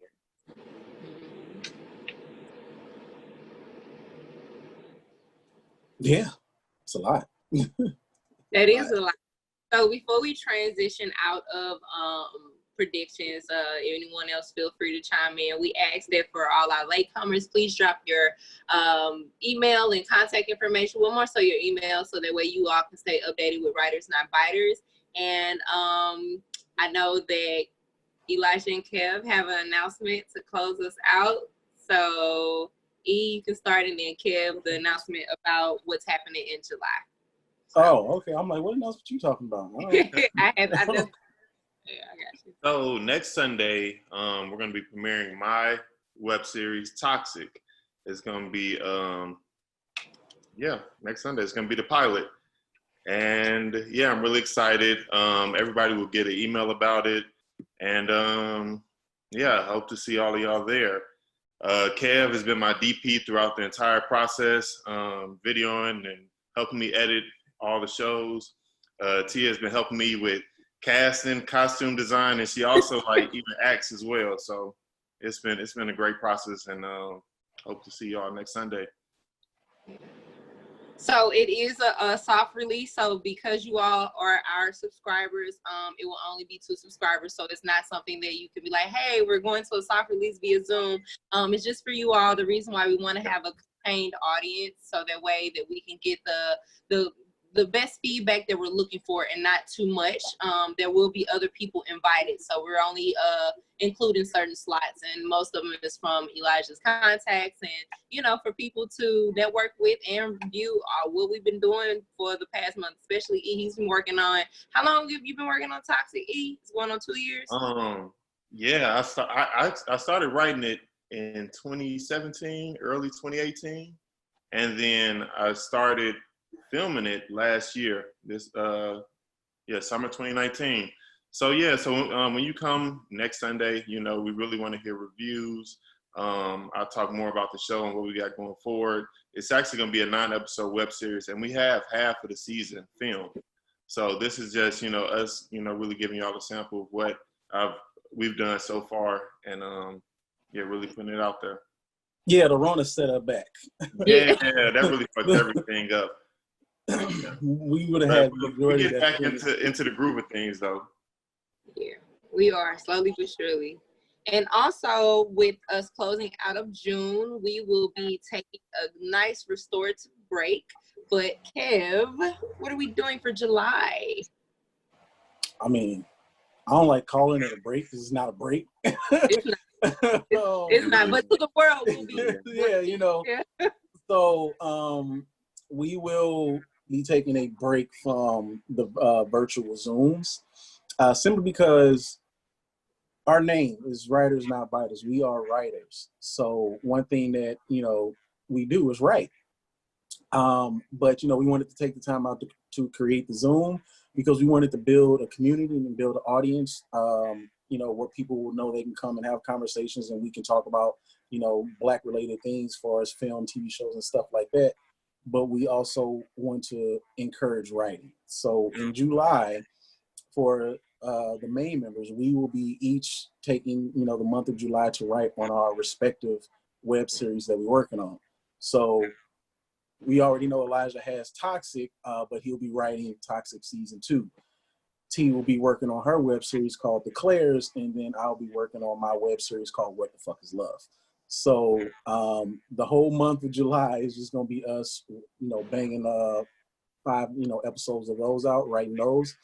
Throughout the month on our Instagram and then on YouTube as well, we will be, you know, giving people insights on our writing process because we all 3 of us individually have 3 different writing processes and how we go about things and stuff like that, giving you a little peek into what we're doing, what's going along with what we're writing and stuff like that. But also we want to encourage other people as well to join in. And if they decide, you know, it's not just open to just writers only. It can be anybody. Anybody just had an idea they just wanted to kind of just think about and flush out. It's like this month, you know, July is what we're doing. We taking that whole month to just go ahead and just go ham on these ideas and just, you know, get them in order. So me personally, I'm encouraging anybody that wants to join in, whether it's, you know, song, TV show, movie, whatever it is. If you know, if you want to write it, you've been thinking about it, but you don't know how to start it, or you haven't been in the right community about it or anything like that. Like also for me, I write comics as well. So, you know, I do so, you know, it's a lot of things that people can write. And I want to encourage anybody to join us on that and see what they can complete in that month, you know, see what they can knock out if they want to jump in with us as well. So that month is going to be real good. It's going to be real creative. Yeah. And to piggyback off of Kev and Elijah, to transition, when we come back in August, whether that's doing reviews on new movies or new TV shows or anything like that, even though we all pretty much stand for Insecure in Atlanta, and we still waiting to hear when Atlanta coming back, but the Rona messed up everything for everybody. But when we return in August, because the 3 of us are holding each other accountable to have 5 episodes done, we want to invite you all to do some table reads with us. The table reads will basically help us kind of situate ourselves in what type of tone our stories are going, and also small recruitment for future creatives. I mean, in order to build a powerhouse, which is what Writers Not Biters is, not only is it a writer's room, but it's also a production company, and that was birthed through, you know, we're helping assist with Toxic. I mean, we need we need extra cameramen. We need writers in the room. You know, me working on The Clairs, I definitely need more insights on, you know, Black women and spirituality. You know, Kev definitely needs perspectives on, you know, what the fuck is love? Because what is it? You know, you see we can spend 2-3 hours talking about love and relationships, so why not? And the same thing with E, like, you know, what toxic traits do we all carry as ourselves? We need the community to share these Black stories or these Black perspectives, because that's what keeps our film, our culture pushing. And we just want to invite you all to that. So stay tuned with us throughout the month of July as we close out June, because it's going to tell you what's happening next for August, September, and so on and so forth throughout 2020. And especially when we get back out here, we out here. You know, we about to slow it down with the Zoom. We're going to be like, we having a kickback for real, a brunch for real, and we're going to be reviewing, TV shows and some of our own personal work, whatever that looks like. It's workshop time. And we're excited to see y'all faces in person, You see my phone die because then my temperature too high. That's lame. Like, what? Like, I'm over phones. But, yeah, we hope that everybody dropped their information in. Kev, did you get that? I wanted to say something real quick. Okay. Sorry, cutting you off. But, yeah, we really want to just be that. If you have any ideas, anything that you just thought about creating, we really want to be that foundation that you can really go to just in case you have questions or just how to get started, because, we've all had experience in this and we want to, share the wealth. And then also, I didn't really give a description about the show, just so y'all can just know a little bit something going into it next week. But Toxic is a comedy / drama, but it's about a couple going through relationship issues. They want to see if they want to make it work or not by the end of the season. Friends, get to dating, and a lot of different adventures and things happen along the way. But one of the key themes of the first season is resentment within relationships. So, and mistrust. That's those two are like two of the biggest things. But yeah, I just wanted to say that. Whoop, Yeah. whoop. Yeah. Happy Father's Day. We appreciate y'all so much for tuning in.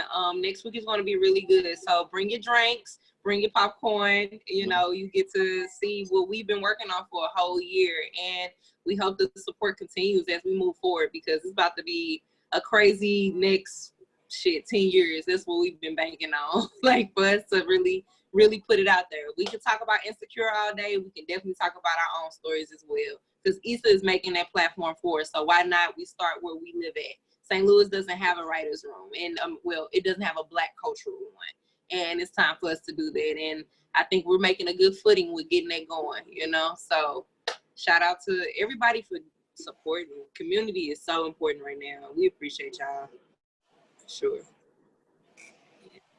Yeah. But on that, last words, questions, comments, concerns.